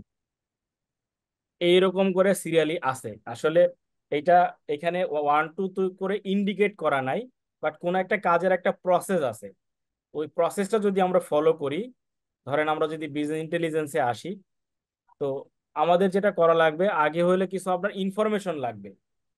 তো ইনফরমেশন আমরা কিভাবে সংগ্রহ করব? ওই যে আমরা উপরের টেবিলে দেখছিলাম পিরামিডে, যেটাতে আমাদের 3টা লেয়ারে আমাদের এমপ্লয়িরা কাজ করে, ডিসিশনের 3টা স্ট্রাকচার। হ্যাঁ, তাহলে আমাদের কিছু ইনফরমেশন সংগ্রহ করা দরকার। সংগ্রহ করার প্রক্রিয়াটা কি হয়? আমরা আমাদের কোম্পানির ভিতর থেকে ডিসিশন সাপোর্ট সিস্টেম ইউজ করে এমআইএস থেকে ইনফরমেশন সংগ্রহ করি। এই জন্য যেহেতু এখানে আমরা অ্যাপ্লিকেশন বেসড আলোচনা করছি, এই জন্য ডিএসএসটা প্রথমে আসছে। যদি আমরা অ্যাপ্লিকেশন বেসড আলোচনা না করে আমাদের লেগেসি মডেলে বা পুরনো ধারায় আলোচনা করতাম, তাহলে সবার আগে আসতো আসলে ম্যানেজমেন্ট ইনফরমেশন সিস্টেম। কারণ ম্যানেজমেন্ট ইনফরমেশন সিস্টেমটা হচ্ছে ডিসিশন সাপোর্ট সিস্টেমের আগের ধাপ। আর আমরা যেহেতু এখন অ্যাডভান্স টেকনোলজিতে চলে আসছি, এই জন্য ডিএসএসটা প্রথমে আসছে, তারপরে আসবে আমাদের আসলে নলেজ ম্যানেজমেন্ট সিস্টেম। পাশাপাশি নলেজ করতে গেলে আমাদের এমআইএস লাগবে। এমআইএস এর পরে ডাটা মাইনিং করার পরে লাগবে আমাদের অ্যানালাইটিক্যাল প্রসিডিওর বা অনলাইন অ্যানালাইটিক্যাল প্রসেস। কাজের ধরন অনুযায়ী আসলে আমরা এটাকে আগে পরে করতে পারি, বাট এখানে যদি আগে পরে পরীক্ষায় লেখেন কোনো সমস্যা নাই, কারণ আমাদের যতটুকু নলেজ আমরা কোথাও আসলে এটার হায়ারার্কি পাই নাই। জি স্যার, থ্যাংক ইউ। বাট আপনি চাইলে আগে পরে না করে এই এই হায়ারার্কি মেনটেন করতে পারেন। তো আমরা যেখানে ছিলাম, decision support system computer based information system that provide interactive information support to managers and business professionals during decision making process। খুব সুন্দর করে এখানে প্রথম 3 লাইনে লেখা। এই কাজগুলো করতে গেলে আমাদেরকে কতগুলো সিস্টেমকে ফলো করতে হবে। প্রথমে আছে এখানে অ্যানালাইটিক্যাল মডেল, তারপরে specialized database, then a decision makers own insight and judgement, then হচ্ছে an interactive computer based modeling process to support semi structured decision বা বিজনেস ডিসিশন।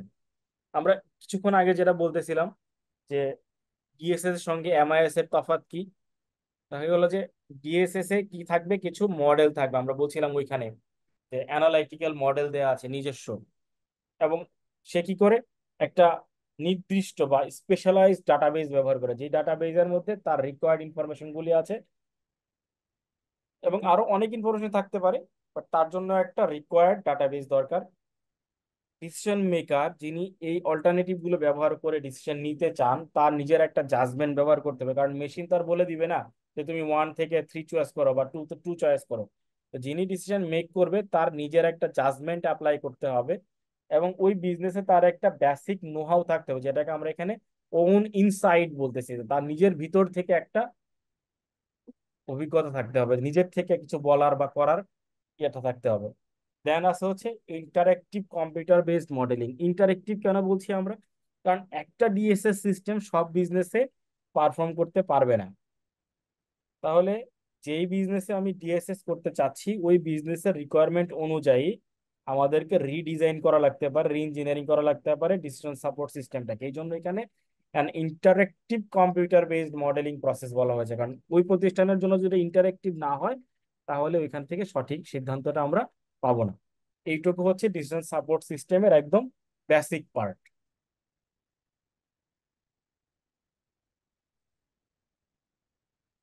এরপরে ডিসিশন সাপোর্ট সিস্টেম আসলে চলে কিভাবে, ওর কতগুলি কম্পোনেন্ট আছে, সেই কম্পোনেন্টের উপরে বেসিস করে সে আসলে পরিচালিত হয়। ওই কম্পোনেন্ট গুলোকে অনেক ক্ষেত্রে আমরা মডেলও বলে থাকি। তাহলে ডিসিশন সাপোর্ট সিস্টেম রিলাই করে বা ডিপেন্ড করে মডেল বেজের উপরে, যেই মডেল বেজের উপরে ভিত্তি করে সে বিভিন্ন অল্টারনেটিভ গুলো প্রোভাইড করে বেসড অন ডাটাবেস।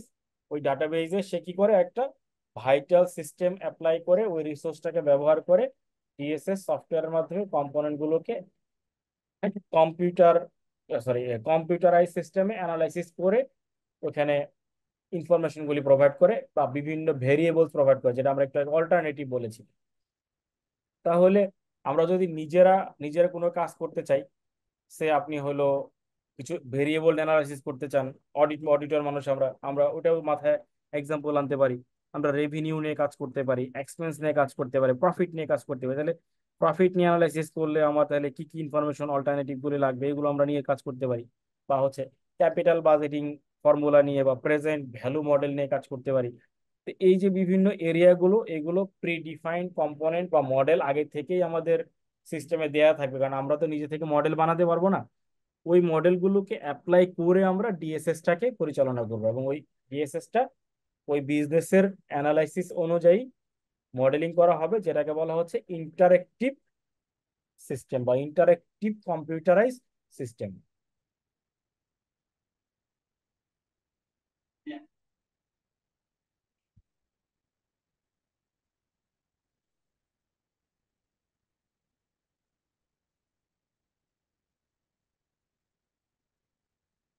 এখানে একটা কম্পারেটিভ ইনফরমেশনের চার্টচিত্র দেওয়া আছে, যে ডিসিশন সাপোর্ট সিস্টেম কোম্পানির ভিতরে বিভিন্ন ভাবে সহযোগিতা কিভাবে করতে পারে। তো এটা তো বাংলাদেশি বই না, এই জন্য বাইরের এক্সাম্পল গুলোকে হাইলাইট করা, যে ডিসিশন সাপোর্ট সিস্টেম সাপ্লাই চেইনের ক্ষেত্রে ভালোভাবে সহযোগিতা করে, এবং ওইটার এক্সাম্পল বা বেস্ট এক্সাম্পল হচ্ছে ডেল, ওয়ালমার্ট, অ্যামাজন। দেখবেন যে যারা ওয়ালমার্টের সম্বন্ধে জানেন বা শপে গিয়েছেন, দেখবেন ওরা এভরিডে ডিসকাউন্ট দেয়, বা হচ্ছে যে অ্যামাজনে দেখবেন যে এভরিডে ডিসকাউন্ট দেয়। অনেক ক্ষেত্রে আমরা এমনও তথ্য শুনেছি যে ম্যানুফ্যাকচারারের চাইতেও ওয়ালমার্ট বা অ্যামাজন বেশি ডিসকাউন্ট দিতে পারে, বা ম্যানুফ্যাকচারারের যে সেলিং প্রাইস, ওই সেলিং প্রাইসের নিচেও ওয়ালমার্ট, অ্যামাজন বিক্রি করতে পারে। এটা কেমন হাস্যকর ব্যাপার মনে হইতে পারে আপনাদের কাছে, বাট এটা সম্ভব হয়েছে শুধুমাত্র সাপ্লাই চেইনের ব্যবহারের কারণে, বা সাপ্লাই চেইন ম্যানেজমেন্ট সিস্টেমটাকে ইফেক্টিভলি ব্যবহার করতে পারার কারণে। আমরা কি আরো এটা ডিটেল জানার প্রয়োজন আছে, না আমরা সামনে স্যার চলে যাব?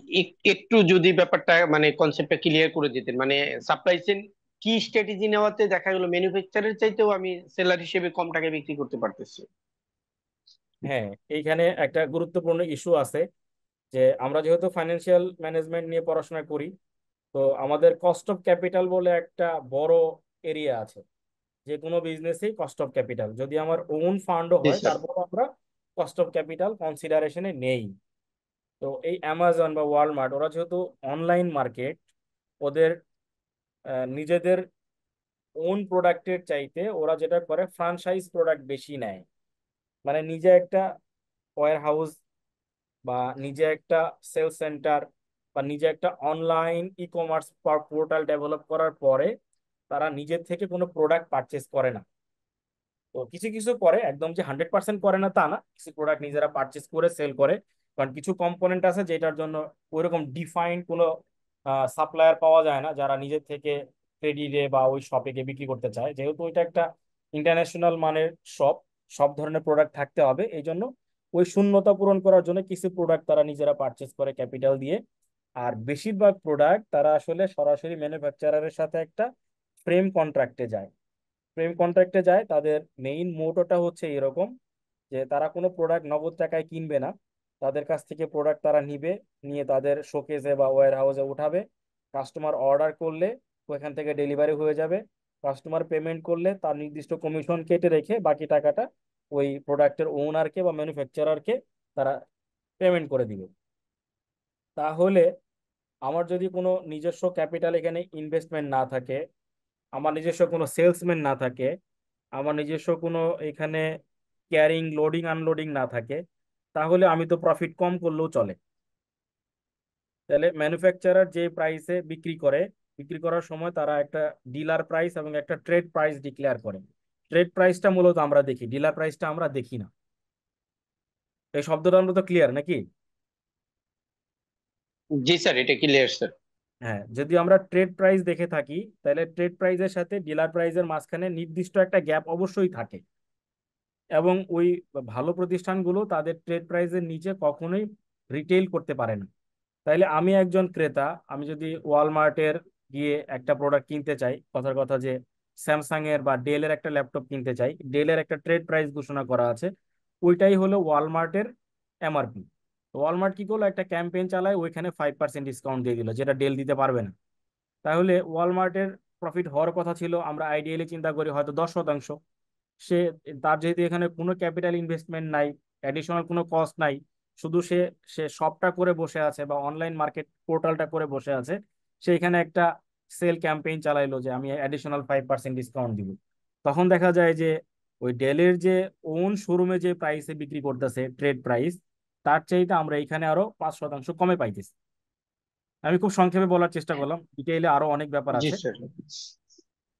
তো এইটা হচ্ছে বেসিক ডিফারেন্স, যে ওয়ালমার্টে অ্যামাজনে গেলে তারা এই সাপ্লাই চেনের উপর বেসিস করে তারা, কারণ সাপ্লাই চেনটা তারা এমন ভাবে ম্যানেজ করেছে যে আমরা কাস্টমার একটা প্রোডাক্ট কেনার সাথে সাথে ওই কোম্পানির ওই প্রোডাক্টের ওনার জেনে যায় তার একটা প্রোডাক্ট বিক্রি হলো, বিক্রি হওয়ার পরে আমরা পেমেন্ট করার পরে অটোমেটিক্যালি কমিশনটুকু কেটে রেখে, বা ওখানে শিপিং কস্ট আলাদা করে দেওয়া থাকে, শিপিং কস্টও কেটে রেখে ওই ওনারকে পেমেন্টটা তারা ফরওয়ার্ড করে দেয়। তো যেহেতু ওনার অ্যাসিওর্ড যে প্রোডাক্ট বিক্রি হওয়ার সাথে সাথে আমি টাকা পেয়ে যাব, তাহলে সে আর এখানে কোনো ডিলে করে না বা তার প্রোডাক্ট দিতে কোনো কৃপণতা থাকে না।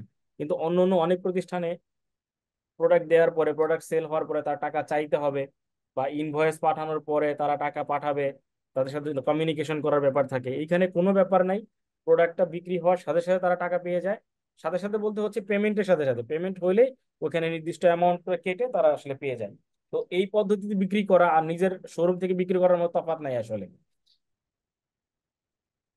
কিন্তু তারা আসলে সেলটা বেশি করতে পারে, অনেক বেশি সেল হয়। আমরা আরো ডিটেল না যাই, আমরা জাস্ট বেসিকটা বোঝার চেষ্টা করছি এখানে। এরপরে আমাদের প্রাইসিং এ কিছু বেনিফিট থাকে, বা হিউম্যান ক্যাপিটালে কিছু বেনিফিট আমাদের থাকে। হিউম্যান ক্যাপিটালের বেনিফিট হচ্ছে আমরা যদি প্রপার সাপোর্ট সিস্টেম ব্যবহার করতে পারি, তাহলে ওইখানে আমাদের লজিস্টিকে অনেক কিছু সেভ করার সুযোগ থাকে। হুম?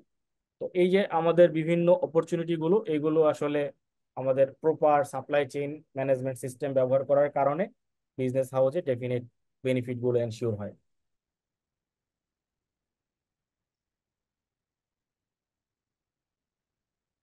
তারপর আছে আমাদের ম্যানেজমেন্ট ইনফরমেশন সিস্টেম।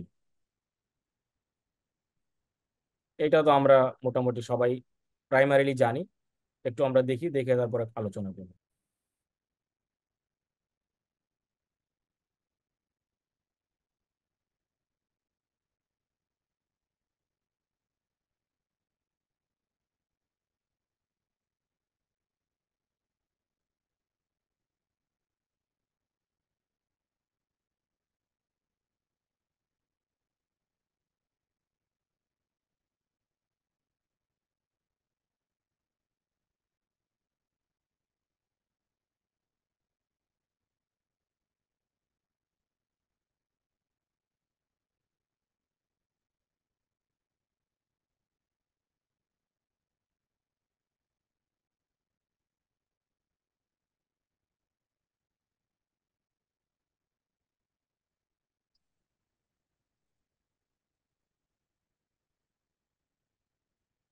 তাহলে ম্যানেজমেন্ট ইনফরমেশন সিস্টেম আমরা খুব বেশি সময় দিচ্ছি না, কারণ এটা নিয়ে আমরা অনেকেই জানি।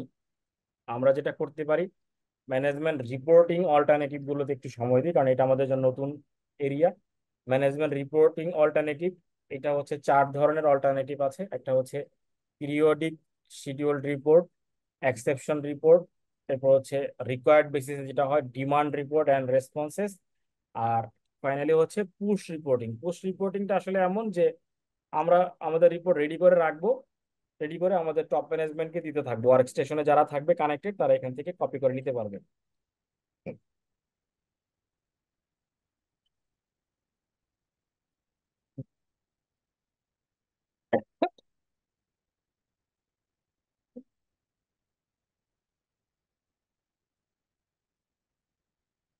এর পরেরটা হচ্ছে আমাদের অনলাইন অ্যানালাইটিক্যাল প্রসেসিং, OLAP।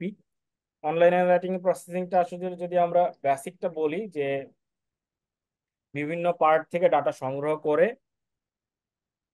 অনলাইনের মাধ্যমে প্রসেস করে আমাদের যে রিকোয়ার্ড ইনফরমেশন বা এক্সট্রাক্টটা দরকার, সেই এক্সট্রাক্ট প্রোভাইড করাটা হচ্ছে OLAP-র পার্ট।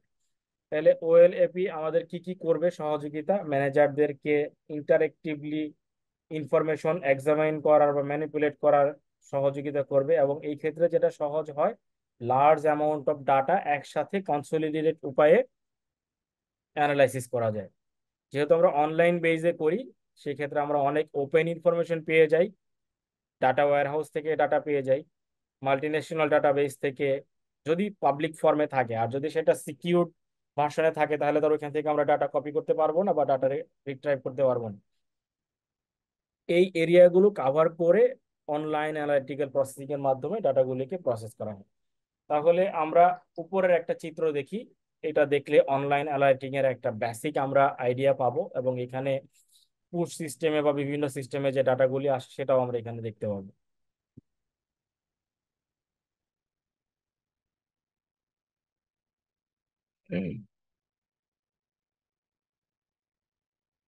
তাহলে আমাদের ইনফরমেশনের অনেকগুলো হাব আছে, আমরা ইন্টারনাল ডাটাবেস থেকে ইনফরমেশন পেতে পারি, আউটসাইডার থেকে পেতে পারি, এরপর হচ্ছে ক্লায়েন্ট থেকে পেতে পারি।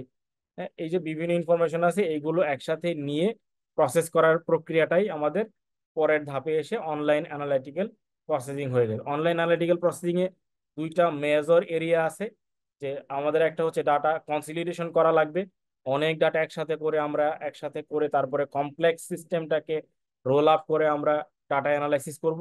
আবার ওইটা থেকে কিছু ডাটা আমাদেরকে ড্রিল ডাউন করে সেপারেটও করতে হবে রিভার্স সিস্টেমে বা আমাদের রিকোয়ারমেন্ট অনুযায়ী, অথবা অটোমেটিক সিস্টেমেও আমরা কিছু ডাটা ড্রিল ডাউন করে এখান থেকে সেপারেট করতে পারি।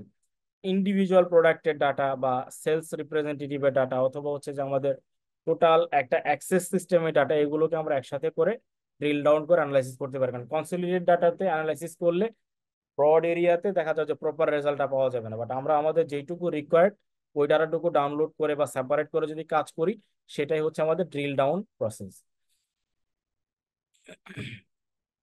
এরপর আরেকটা ইম্পর্টেন্ট পার্ট আছে আমাদের অনলাইন অ্যানালাইসিসে, যেটা হচ্ছে আমরা বলি slicing and dicing. Slicing dicing এর মূল কাজ হচ্ছে যে আমাদের ভিউ পয়েন্ট অনুযায়ী যে আমাদের যতটুকু ডাটা দেখা দরকার ততটুকু ডাটা আমরা এখান থেকে সেপারেটলি ভিউ পয়েন্টে ডিফারেন্ট মডিউলে অথবা ডাটাবেজের রিকোয়ারমেন্ট অনুযায়ী দেখতে পারি।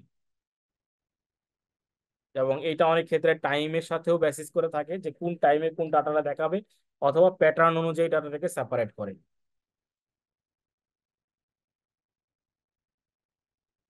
অনলাইন অ্যানালিটিক্যাল প্রসিজার সবচেয়ে বেশি ব্যবহার হয় মার্কেটিং এবং সেলস অ্যানালাইসিসের ক্ষেত্রে, এটা হচ্ছে একদম বেস্ট ওয়ান প্রসেস। এরপরে ডাটাবেজ মার্কেটিং এর ক্ষেত্রে এবং বাজেটিং এর ক্ষেত্রে। আর আমরা যদি ডিটেইলে না যাই তাহলে হচ্ছে যে আরেকটা পার্ট আছে যেটা click stream data. Click stream data যেটা হয় যে অনেক ডাটা থাকে, ওইখান থেকে স্পেশালাইজ সিস্টেমে ডাটাগুলোকে কপি করে তারপরে সফটওয়্যারে বিজনেসের প্রফেশনালসদের রিকোয়ারমেন্ট অনুযায়ী ডাটাটাকে অ্যানালাইসিস করা। কাজে চারটা মেজর পার্টের মধ্যে আমরা দেখছি বেশি ব্যবহার হয় মার্কেটিং অ্যান্ড সেলস ডাটাতে।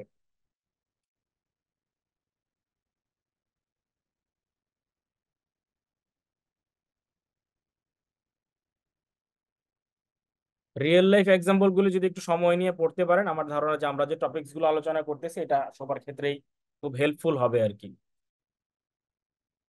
আমরা বিজনেস ইন্টেলিজেন্সের মধ্যে আছি, বিজনেস ইন্টেলিজেন্সের মেজর এরিয়া গুলো আমরা কভার করলাম, আর এর বাইরে একটা আছে ডাটা মাইনিং। ডিসিশন সাপোর্ট সিস্টেমে আমরা ডিসিশন কিভাবে ব্যবহার করতে পারি, কতগুলো অল্টারনেটিভ অ্যাপ্রোচ অ্যাপ্লাই করা। তো ওইখানে দেওয়া ছিল যে আমাদের what if analysis, sensitivity analysis, goal seeking analysis বা ডাটা অপটিমাইজেশন অথবা অপটিমাইজেশন অ্যানালাইসিস। এই যে প্রক্রিয়াগুলো এগুলো সবই হচ্ছে অ্যানালাইটিক্যাল মডেলিং অ্যাক্টিভিটিস, যেটা আমাদের ডিসিশন সাপোর্ট সিস্টেমের মধ্যে ইনবিল্ড দেওয়া থাকে।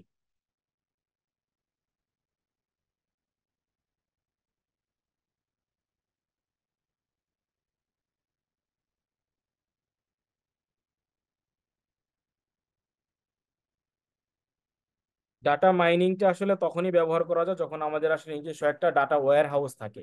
ডাটা ওয়্যার হাউস নিয়ে আমাদের ডিটেইল আলোচনা এখানে নাই, খুব সংক্ষিপ্ত করে আছে। ডাটা মাইনিং এর পার্ট হচ্ছে আমাদের ডাটা ওয়্যার হাউস, অথবা যেটাকে আমরা ডাটা রিপোজিটরি বলি, আবার অনেক ক্ষেত্রে বলা হয় মেটা ডাটা। যে অনেকগুলো ডাটা একসাথে নিয়ে যখন কাজ করা হয় তখন ওইখান থেকে আমাদের রিকোয়ারমেন্ট বেসিসে ডাটাটাকে তুলে আনার পার্টটাই হচ্ছে ডাটা মাইনিং প্রসেস। তো ডাটা মাইনিং এর মেইন পারপাস হচ্ছে যে ডিসিশন সাপোর্ট সিস্টেমে ম্যানেজারদেরকে তাদের রিকোয়ারমেন্ট অনুযায়ী প্রপার ডাটাটা প্রোভাইড করা। এই প্রপার ডাটা তারা কিভাবে কালেক্ট করবে, তাদের নলেজ রিকোয়ারমেন্ট অনুযায়ী যে তারা কি কি ইনফরমেশন এখান থেকে কালেক্ট করতে চায়, এবং ওইটাকে ডিসকভারি করা। এটাকে সংক্ষেপে বলতেছে knowledge Discovery. Data mining software data analysis করতে সহযোগিতা করে এবং বড় একটা স্টোর থেকে বা বড় একটা ওয়্যার হাউস থেকে ডাটাটাকে কালেক্ট করে নেয়, যেখানে বিভিন্ন পার্টে তারা ডাটাটাকে ডিজাইন করে প্যাটার্ন অনুযায়ী, ট্রেন্ড অনুযায়ী বা ডাটার কোরিলেশন অনুযায়ী। হ্যাঁ, এই যে বিভিন্ন পার্টগুলো এগুলোকে একসাথে কাভার করে তারা ডাটাটাকে প্রসেস করে। তাহলে ডাটা মাইনিং সফটওয়্যার ইউজ করতে হবে, যেখানে বিভিন্ন স্ট্যাটিস্টিক্যাল রুলসও ব্যবহার করা হয়, যেটা আমরা স্ট্যাটিস্টিক্সে পড়ে থাকি, রিগ্রেশন, ডিসিশন ট্রি, বা হচ্ছে নিউরাল নেটওয়ার্ক ক্লাস্টার, বা data detection, highlighting data pattern, বা হচ্ছে ট্রেন্ড অ্যানালাইসিস, হ্যাঁ, বা রিডান্ডেন্ট ডাটা। এই যে আমাদের রিগ্রেশন অ্যানালাইসিস বা এইগুলো আমাদের এখানে ডিটেল কিছু নাই, তবে ডাটা মাইনিং এর ক্ষেত্রে এগুলো আমাদের ইনবিল্ট কিছু অপারেশনাল অ্যাক্টিভিটিস দেওয়া থাকে, যেটা আমরা ওখান থেকে সহজেই ব্যবহার করতে পারি। আমরা এটার ডিটেল যেহেতু নাই, আমরা ডিটেলে যাচ্ছি না।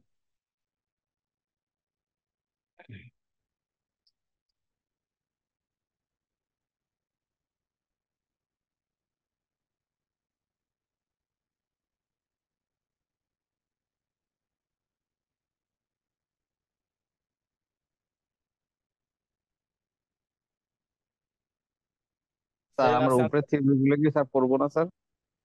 এগুলো। স্যার উপরে যে কয়েক কিছু রেখেছিলেন জি স্যার, এগুলো ক্রস সেলিং, না, নিচের গুলো এগুলো স্যার, নিচে এগুলো পড়বো না ওইরকম না, এগুলোতে আসলে খুব ডিটেল কিছু নাই, বেসিক। আমরা তো পুরো বই পড়বো, কিন্তু আমাদের ক্লাসে তো সব পড়া সম্ভব না। জি স্যার। স্যার এই বইটা কোথায় পাবো স্যার? এই বইটা আমার কাছেই পাবেন। দুঃখিত যে আগের দিন আমি যে মেইল করেছিলাম আপনাদেরকে, ওই মেইলে 25 মেগাবাইটের বেশি হওয়ার কারণে অনেকেরই পারমিশন নিতে হয়েছে, পরে আবার আমি বিভিন্ন সময় পারমিশন দিয়ে দিয়েছি। বাট এখন আমি চেক করে দেখবো মেইল করার আগে, যে আসলে যদি ওটা এক্সিট করে তখন ড্রাইভে দিয়ে ওই এডিটর পারমিশন দিতে হবে আর কি, ওপেন করে দিতে হবে। এটা ওই দিন আসলে খেয়াল করা হয়নি তাড়াহুড়োর মধ্যে। অনেকেরই দেখছি আমার কাছে মেইল চলে আসছে, পরে আবার আমি ওইগুলোতে পারমিশন দিয়ে দিয়েছি। স্যার অথবা আমাদের বাবন ভাইয়ের ইয়া নিতে পারেন স্যার, হেল্প নিতে পারেন মামুন তো বাবন ভাইয়ের থাকেই, এই মেইলে তো মামুন আছে। স্যার এই আমরা পাই না মেইলে। স্যার। ঠিক আছে, আমি স্যার যে গুগল মেইলটা লিঙ্ক শেয়ার করে দিলেও রিপ্লাই পাবো টু স্যার। অল, সরি বুঝতে পারি নাই।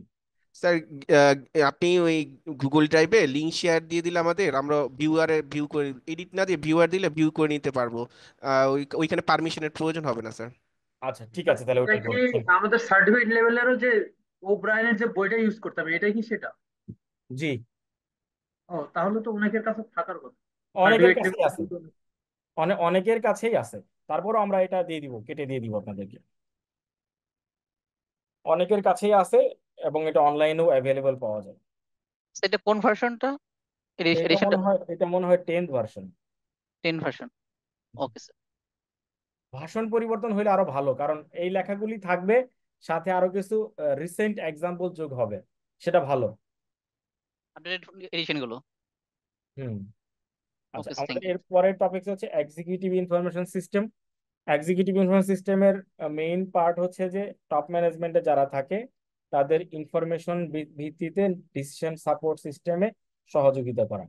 তো যখন আসলে আমাদের ফার্স্ট টাইম কোনো ডেভেলপমেন্ট হয়, তখন এক্সিকিউটিভরা বিভিন্ন ইনফরমেশন সংগ্রহ করে ওই প্রতিষ্ঠানের জন্য তারা কিছু ডিজাইন, ইনফরমেশন প্রসেস, বা তাদের বিজনেসের সাকসেস ফ্যাক্টরকে অ্যানালাইসিস করে, বা ওইটার জন্য ক্রিটিক্যাল সাকসেস ফ্যাক্টর কি কি হইতে পারে, এইগুলো সব ডিফাইন করে তারা একটা প্রসেস ডিজাইন করে। ওই প্রসেসটা হচ্ছে তাদের এক্সিকিউটিভ ইনফরমেশন সিস্টেমের বেসিক পার্ট। ওইখান থেকে তারা ডিসিশনটা মেক করে। তাহলে আমরা যদি এক্সাম্পল আকারে বলি যে কোনো রিটেল চেইন শপ যদি কোনো ডিসিশন নিতে চায়, তাহলে তাদের ই কমার্স ভার্সাস ট্র্যাডিশনাল বিজনেসকে মাথায় রেখে তাদের ক্রিটিক্যাল অ্যানালাইসিস করে এবং প্রোডাক্ট লাইন বা প্রোডাক্ট মিক্স এগুলোকে সাকসেস বা ক্রিটিক্যাল সাকসেস এরিয়া অ্যানালাইসিস করে তাদেরকে একটা ডিজাইন ডেপ্লয় করতে হবে। এই যে এক্সিকিউটিভদের যে প্রক্রিয়াটা বা বিজনেস প্রফেশনালসদের যে প্রক্রিয়াটা, এই প্রক্রিয়া সহজ করার জন্য এক্সিকিউটিভ ইনফরমেশন সিস্টেম বা ইআইএস এর ডেভেলপমেন্ট। ইআইএস এর বেসিক কিছু ফিচার দেওয়া থাকে। বেসিক ফিচারের মধ্যে দেখা যায় যে ওখানে ইন্টারফেসে থাকে, গ্রাফিক্যাল ইউজার দেওয়া থাকে, গ্রাফিক ডিসপ্লে করতে, কারণ ওরা তো অ্যানালাইসিস করে বিভিন্ন পার্ট থেকে এটাকে ডাইমেনশনাল ওয়েতে দেখার চেষ্টা করে, কম্পারেটিভ ওয়েতে বা পার্সেন্টেজ দিয়ে চার্ট আকারে। তাহলে এই পার্টগুলো এক্সিকিউটিভ সিস্টেমের একটা বেসিক পার্ট, এবং তারা মিডল ম্যানেজমেন্ট বা বিজনেস প্রফেশনালসকে ফিজিবিলিটি অ্যানালাইসিসের মাধ্যমে তারা একটা ইনফরমেশন বেসড করে টার্গেট বা বিজনেস প্রসেস ডেভেলপ করে দেয়। এবং এইটার জন্য অনেক ক্ষেত্রে দেখা যায় যে ডিফাইন্ড সফটওয়্যারও পাওয়া যায় মার্কেটে, যেটাকে আমরা ইআইএস সফটওয়্যার বলি, অথবা কখনো কখনো সফটওয়্যার প্যাকেজের মধ্যেও ইআইএস সফটওয়্যার গুলি থাকে। তাহলে এন্টারপ্রাইজের এই ইএসএস, ডিএসএস, এমআইএস বা ইআইএস এইগুলো পরিচালনা করার জন্য এন্টারপ্রাইজ কি করে নিজস্ব পোর্টাল প্রিপেয়ার করে এবং ওই পোর্টালে তারা ডিসিশন সাপোর্ট সিস্টেমে সবগুলো কম্পোনেন্টকে ডেপ্লয় করে। তো পোর্টাল বা সিস্টেম ডেভেলপ না করে ডিএসএস করা যাবে না। আর ডিএসএসটাকে তারা আরেকটু অ্যাডভান্স লেভেলে করার জন্য, যখন যেহেতু ক্রস বর্ডার বিজনেস, দেশে বিদেশে বা বিভিন্ন লোকেশন থেকে বিজনেস পরিচালিত হবে, এই জন্য তারা যেটা করে ওয়েব এনেবল বিজনেস অ্যাপ্লিকেশনটা ডেভেলপ করে নেয়। মানে ওয়েবসাইটের মাধ্যমে তারা এটা করে, তাহলে যে কোনো পার্ট থেকেই এই বিজনেসের ইনফরমেশনগুলোকে রিট্রাইভ করা যাবে, অ্যানালাইসিস করা যাবে এবং বিজনেস ডিসিশনগুলি নেওয়া সহজ হবে। তাইলে ওয়েব এনেবল বিজনেস অ্যাপ্লিকেশনের মধ্যে কি কি থাকতেছে আমাদের? এমআইএস, ডিআইএস এবং এমআইএস, ডিএসএস এবং ইআইএস। এই সবগুলোকে কাভার করে এন্টারপ্রাইজ নিজের যে পোর্টালটা বানায় ওইটাকে বলে এন্টারপ্রাইজ ইনফরমেশন পোর্টাল, বা সংক্ষেপে ইআইপি। তাহলে web base interface and integration of MIS, DSS and ES, এটা হচ্ছে আমাদের ইআইপি, মানে এন্টারপ্রাইজ ইনফরমেশন পোর্টাল। তাহলে যেই পোর্টালে এন্টারপ্রাইজের এমআইএস, ডিএসএস, ইআইএস সবকিছু ডিজাইন করা থাকবে টেকনোলজিক্যালি, তার রিকোয়ারমেন্ট অনুযায়ী তার ইউজারদেরকে ইন্টারনেটের মাধ্যমে অ্যাক্সেস দিতে পারবে অ্যাক্রস দ্য ওয়ার্ল্ড অথবা যে কোনো এরিয়া থেকে, ওই সিস্টেমটার নাম হচ্ছে এন্টারপ্রাইজ ইনফরমেশন পোর্টাল, বা সংক্ষেপে ইআইপি। আমরা এগুলো একটু মনে রাখার চেষ্টা করবো, কারণ আমাদের যেহেতু শর্ট কোশ্চেন হবে, এগুলো নিয়ে আলোচনা সমালোচনা হইতে পারে।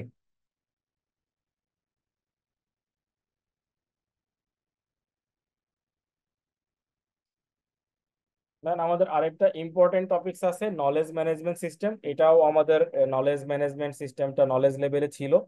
নলেজ ম্যানেজমেন্ট সিস্টেমে এখানে আমরা দুইটা পার্ট খেয়াল করি। একটা হচ্ছে যে নলেজের বেস, আমরা যে সিস্টেমটা ডেভেলপ করতে চাচ্ছি সেটা কোন নলেজ বা কোন ইনফরমেশনের বেসিস করে প্রিপেয়ার হবে। সেক্ষেত্রে কি হবে, আমার ইনফরমেশনগুলো স্টোরেজের একটা প্রয়োজন আছে এবং ডাটাটাকে ডিসিমিনেট করার একটা প্রক্রিয়া আছে, এবং বিজনেস নলেজটা এখানে টেকনিক্যালি ডিফাইন করতে হবে। তাইলে ওয়েবসাইট তখনই আমার নলেজ ম্যানেজমেন্ট সিস্টেম হবে যখন এটা নলেজ বেস থাকবে for storage and dissemination of business knowledges.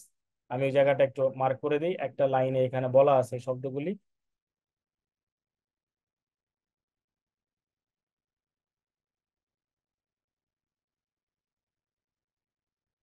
তো অর্গানাইজেশন ফ্রিকোয়েন্টলি এই কাজগুলো করে তাদের প্রয়োজন অনুযায়ী, বিজনেস সলিউশন অনুযায়ী, প্রজেক্ট টিমের রিকোয়ারমেন্ট অনুযায়ী, বিজনেস ইউনিটের রিকোয়ারমেন্ট অনুযায়ী।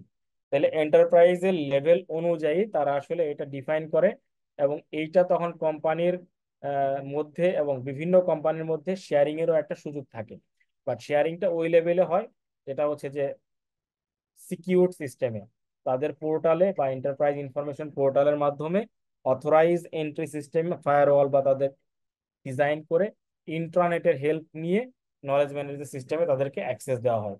ইন্ট্রানেট বললাম এই কারণে যে ডিফাইন্ড ইউজার ছাড়া ওই সিস্টেমে বা এন্টারপ্রাইজ নলেজ পোর্টালে ইআইপিতে অ্যাক্সেস নেওয়ার কোনো সুযোগ থাকে না। আমরা জেনারেল ইউজাররা কোনো প্রতিষ্ঠানের নিজস্ব সার্ভারে ঢুকতে পারবো না যদি যদি আমাদেরকে অ্যালাউ না করা হয়। এখানে একটা এক্সাম্পল আছে চিত্র আকারে, যে আমরা যারা ওয়েব ইউজার, বাইরের লোক, এমপ্লয়ি বা কাস্টমার, তারা যদি ওই সিস্টেমের ভিতরে ঢুকতে চাই, তাহলে প্রথমে আমাদেরকে একটা অ্যাক্সেস নিতে হবে এন্টারপ্রাইজ নলেজ পোর্টালের মধ্যে। এই পোর্টালে অ্যাক্সেস পাওয়ার পরে আমাদেরকে তারা নির্দিষ্ট এরিয়াতে সেগ্রিগেট করে দিবে, আমাদের যেখানে প্রয়োজন, আমরা যেই পার্টের ইউজার সেই পার্টে তারা অথরাইজড অ্যাক্সেসটা দিবে। তাহলে এখানে অথরাইজড অ্যাক্সেসের আমার তিনটা মেজর এরিয়া আছে। একটা এরিয়া আছে আমাদের ডাটা সোর্স, বা যেটা আমাদের ডাটাবেস। আরেকটা হচ্ছে আমাদের এন্টারপ্রাইজ নলেজ, ওইটার একটা পার্ট। আরেকটা পার্ট হচ্ছে আমাদের কমিউনিকেশন বা আনস্ট্রাকচার ডাটা সোর্স, যেটার মাধ্যমে আমরা ফাইনালি আউটসাইডারের সাথে কমিউনিকেশনটা এস্টাবলিশ করি, email, groupware, file sharing, documentation, web, internet, extranet, intranet, এই সবগুলোর মাধ্যমে আসলে ওয়েব ইউজাররা বা বাইরের লোকজন এই পুরো ম্যানেজমেন্ট সিস্টেমের সাথে কমিউনিকেশন এস্টাবলিশ করতে পারে, যেটা আমরা একটু আগে বললাম যে অথরাইজড হইতে হবে, যে কেউ চাইলে আসলে এখানে অ্যাক্সেসটা নিতে পারবে না।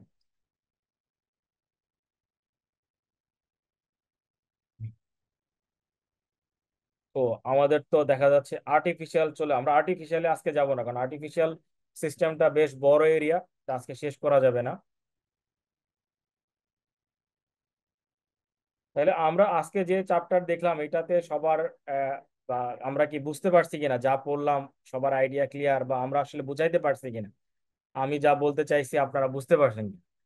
কারণ আমরা যদি এগুলো সহজে বোঝার চেষ্টা করতে পারি, তাহলে পরবর্তীতে যখন এটা পড়বেন তখন একটু ভালো লাগবে বা ইন্টারেস্টিং মনে হবে। আর যদি কঠিন কঠিন মনে হয় তাহলে পরে আর এটা খুলতে ইচ্ছা করবে না। তার একটু ধারণা পাইছি ইয়া সম্পর্কে, যে সম্পর্কে আলোচনা করছেন এগুলোর সাথে ধারণা পাইছি। এটাই তো সম্ভব, এর চেয়ে বেশি তো আমাদের পক্ষে সম্ভব না। কারণ হচ্ছে ধরেন আপনার, আমরা এখানে 1-1.5 ঘন্টা বা 2 ঘন্টা সময় নিয়ে এই একটা চ্যাপ্টার হয় আপনার 170 পাতা 100 পাতার উপরে।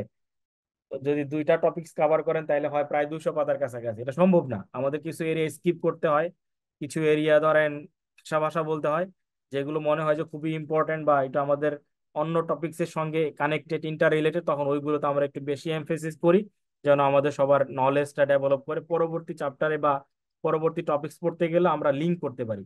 এইভাবেই আমরা পড়ার চেষ্টা করি। কখনো কখনো হয়তো আপনাদের প্রশ্ন থাকলে তখন এখানে আমাদের বেশি বেশি করে করতে হয়। তাহলে আমরা যদি প্রথমে আবার যাই আমাদের এই চ্যাপ্টারের ইয়েতে, তো আমরা আজকে কি কি কভার করলাম আমাদের ওই সিলেবাসের সাথে ম্যাচ করে দেখেন। আমরা ডিসিশন সাপোর্ট ট্রেন্ড এটা বোঝার চেষ্টা করলাম।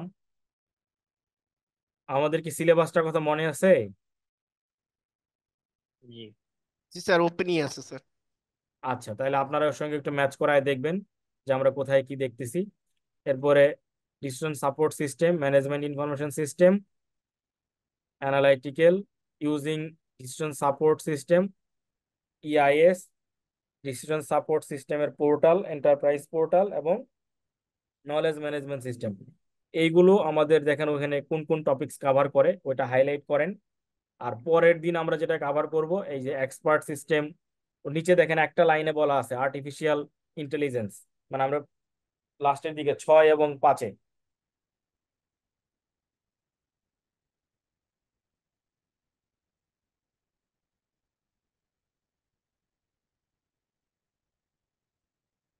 এফ এফ নাম্বারে দেখেন কিছু আছে, আইডেন্টিফাই হাউ নিউরাল নেটওয়ার্ক।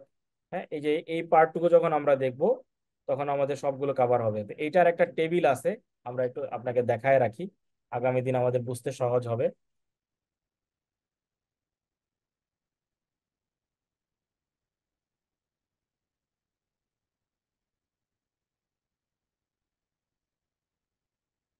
এই টেবিলটাই হচ্ছে আমাদের আর্টিফিশিয়াল ইন্টেলিজেন্সের সবকিছু কভার করে।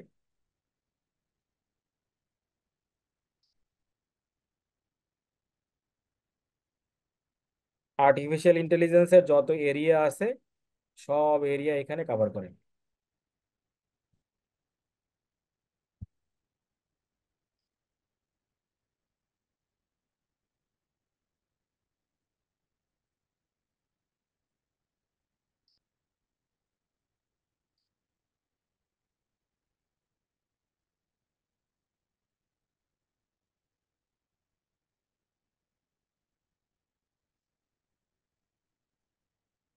তাহলে আমরা একটু আমাদের সিলেবাসের ওইখানে যাই।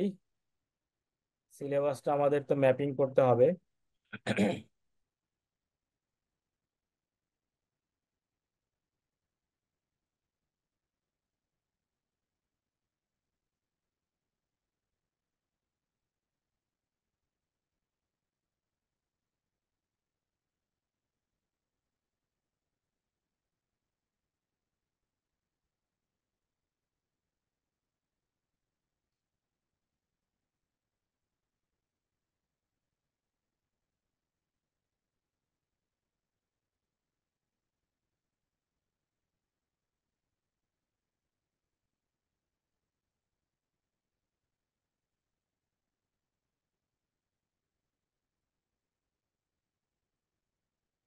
তাহলে আমরা এইটা পেয়েছি মনে হচ্ছে।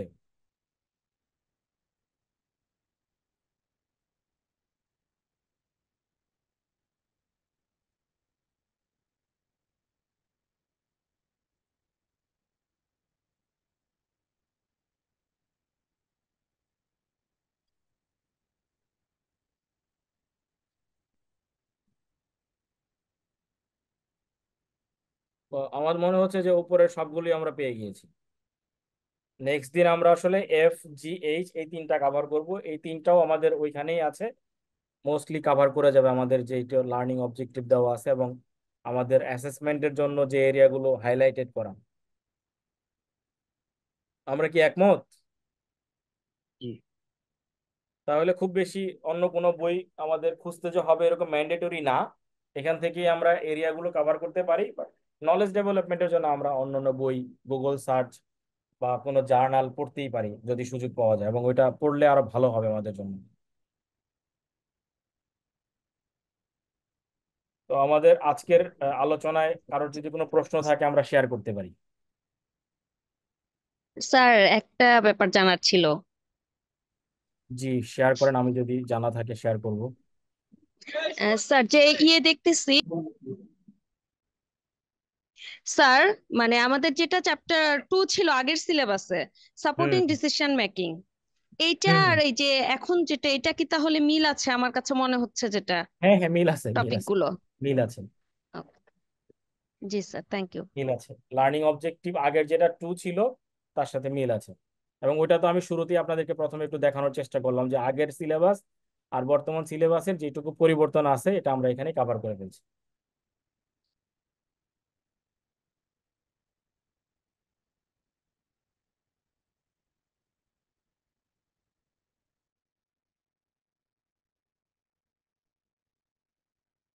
স্যার আমার একটা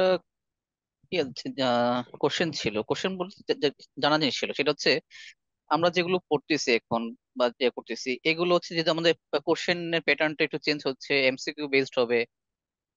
এই যে এমসিকিউ এটা প্রিপারেশন নেওয়ার জন্য কি আমি নিজেকে কিভাবে প্রিপেয়ার করতে পারি? কোনো গাইডলাইন যদি থাকে। আমাদের গাইডলাইন কিছু আসবে, আমাদের সম্ভবত নভেম্বরের 10 তারিখের আগে পরে কোনো এক সময় বোর্ড অফ স্টাডিজ থেকে আমাদেরকে কিছু গাইডলাইন দেওয়ার কথা, আমরা একটা আইডিয়া পেয়েছি। যেহেতু আমরা ক্লাসে আপনাদের সাথে ডিরেক্টলি কানেক্টেড থাকি, এটা আমাদের মাধ্যমে হতে পারে অথবা সরাসরি হালিম ভাইয়ের মাধ্যমে আপনাদেরকে ডিসক্রাইব করা হবে। আর আমাদের যে হ্যান্ডবুকটা শেয়ার করেছে, জি। হ্যান্ডবুকে কয়েকটা স্যাম্পল কোশ্চেন দেওয়া আছে। আর আপনি যদি গুগলে গিয়ে সার্চ করেন আমাদের টপিকস গুলো দিয়ে MCQ on decision support system, দেখবেন যে আপনি অনেক এরকম পেয়ে যাবেন। এবং কিছুদিনের মধ্যেই দেখা যাবে যে কোনো না কোনো রাইটার একটা এরকম বই বের করে ফেলবে। ওই অনলাইনে যে কোশ্চেন্স গুলো পাওয়া যায় অ্যাভেলেবল ওপেন সোর্সে, এই সবগুলোকে সমন্বয় করে দেখবেন যে ইমরুল কায়েস ভাই অথবা হইতেছে অন্য কোনো একজন ভাই বা হচ্ছে নীলক্ষেতের কোনো একজন ইয়ে পাবলিশের। পাবলিশার, তারা একটা বই বের করে ফেলবে খুব শিগগিরই। ওইটা হয়তো আমাদের এক্সাম্পল হিসাবে ব্যবহার করতে পারবো, বাট ওইটা ডেফিনেটিভ কোনো বই হবে না, বা ওইটা আমরা রেফারেন্সও করতে পারবো না ওই বইটা। কিন্তু টপিকস গুলো ধরে আমরা যদি গুগলে সার্চ করি যে এমসিকিউ অন এই টপিকস, দেখবেন যে আপনি এরকম ওপেন সোর্সে অনেক এমসিকিউ পেয়ে যাবেন। ওইগুলো একটু কপি করে আপনি ওয়ার্ডের পেজে নিয়ে যদি এক্সারসাইজ করেন, তাহলে নলেজ বেসটা ডেভেলপ করবে। পাশাপাশি আমাদের এখানে যে টপিকস গুলো আছে, টপিকস গুলো যদি আমাদের বেসিকটা ক্লিয়ার থাকে, আন্ডারস্ট্যান্ডিং ক্লিয়ার থাকে, তাহলে আমার ধারণা যে আপনারা পেরে যাবেন ইনশাল্লাহ, না পারার কোনো কারণ নেই। ইনশাল্লাহ। So, আরেকটা স্যার কোশ্চেন, এখন যেহেতু আমাদের প্রায় 4 ঘন্টা, তো এখানে আমার যতটুকু ধারণা মনে করতেছে যে এখানে কি বলে আপনার কেস বেস। কিছু থাকবে, কিছু থাকবে, সিনারিও বেস থাকবে, কেস না হলেও সিনারিও বেস, ধরেন একটা ঘটনার বর্ণনা থাকবে, ওইটা থেকে কিছু প্রশ্ন করবে আর কি। এটা স্যার আইটিতেও ছিল, ওই যে আমাদের সিএলএও ছিল। সার্টিফিকেট, হ্যাঁ সার্টিফিকেট লেভেলও ছিল, একদম ঠিক। 150 এমসিকিউ থাকবে, যত সময় তো লাগবে অনেক, 150 মানে। এমসিকিউ। স্যার আমাদের মার্ক থাকবে কত? মার্ক কি 150 থাকবে? না, মার্ক তো এখনো পর্যন্ত 100ই আছে, এখনো 150 পর্যন্ত। কোশ্চেন 100। এখনো এটাই পর্যন্ত তো জানতাম, কিন্তু এখন পার্সেন্টেজ 150 করে দিচ্ছে। না না, 100ই আছে এখনো হিউজ পর্যন্ত। ভলিউম। এখনো পর্যন্ত 100ই আছে আমাদের মার্কস, এখনো পরিবর্তন দেখি নাই। দেখা যাক, 100ই থাকবে, বেশি হবে না। স্যার আপনার লাস্ট মেইল কিন্তু পাইনি আমি তো স্যার। এইটা না পাওয়ার কারণ আমার জানা নাই, কারণ আমার কাছে যে মেইলটা ওই মামুন মিয়া করেছিলেন, ওই মেইলের উপরে আমি রিপ্লাই টু অল দিয়েছি। যদি না পেয়ে থাকেন তাহলে আপনার কোনো কলিগের থেকে শেয়ার করতে পারেন, অথবা আমাকে টেক্সট করলে আমি আবার আপনাকে ফরওয়ার্ড করবো, কারণ আপনার মেইল আইডি তো আমার আলাদা করে জানা নাই। আমাকে যদি একটা টেক্সট করে দেন আমি আপনাকে ফরওয়ার্ড করে দিব অবশ্যই। স্যার আমার আরেকটা জিনিস। ফোন নাম্বার কি আছে সবার কাছে? জি না স্যার। ফোন না নাম্বার স্যার। না থাকলে আমি ইয়ে করি, আমাদের যে এখানে একটা চ্যাট বক্স আছে, আমি ফোন নাম্বারটা টাইপ করে আপনারা কপি করে নেন, অনেক সময় বললে দেখা যায় ভুল হয়। জি। জি স্যার।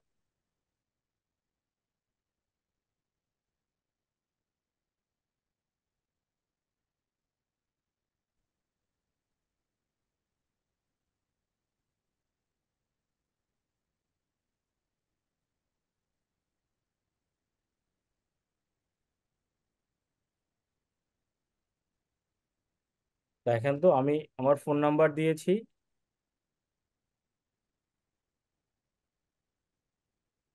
নাম দিয়েছি, আর হচ্ছে ইমেল আইডি দিয়েছি। আপনারা একটু কপি করে নিয়েন, তাহলে প্রয়োজন অনুযায়ী আমার সাথে কমিউনিকেট করতে পারবেন।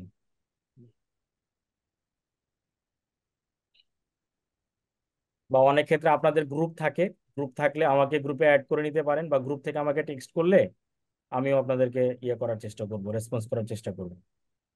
আমাদের একটা আইটি গ্রুপ আছে।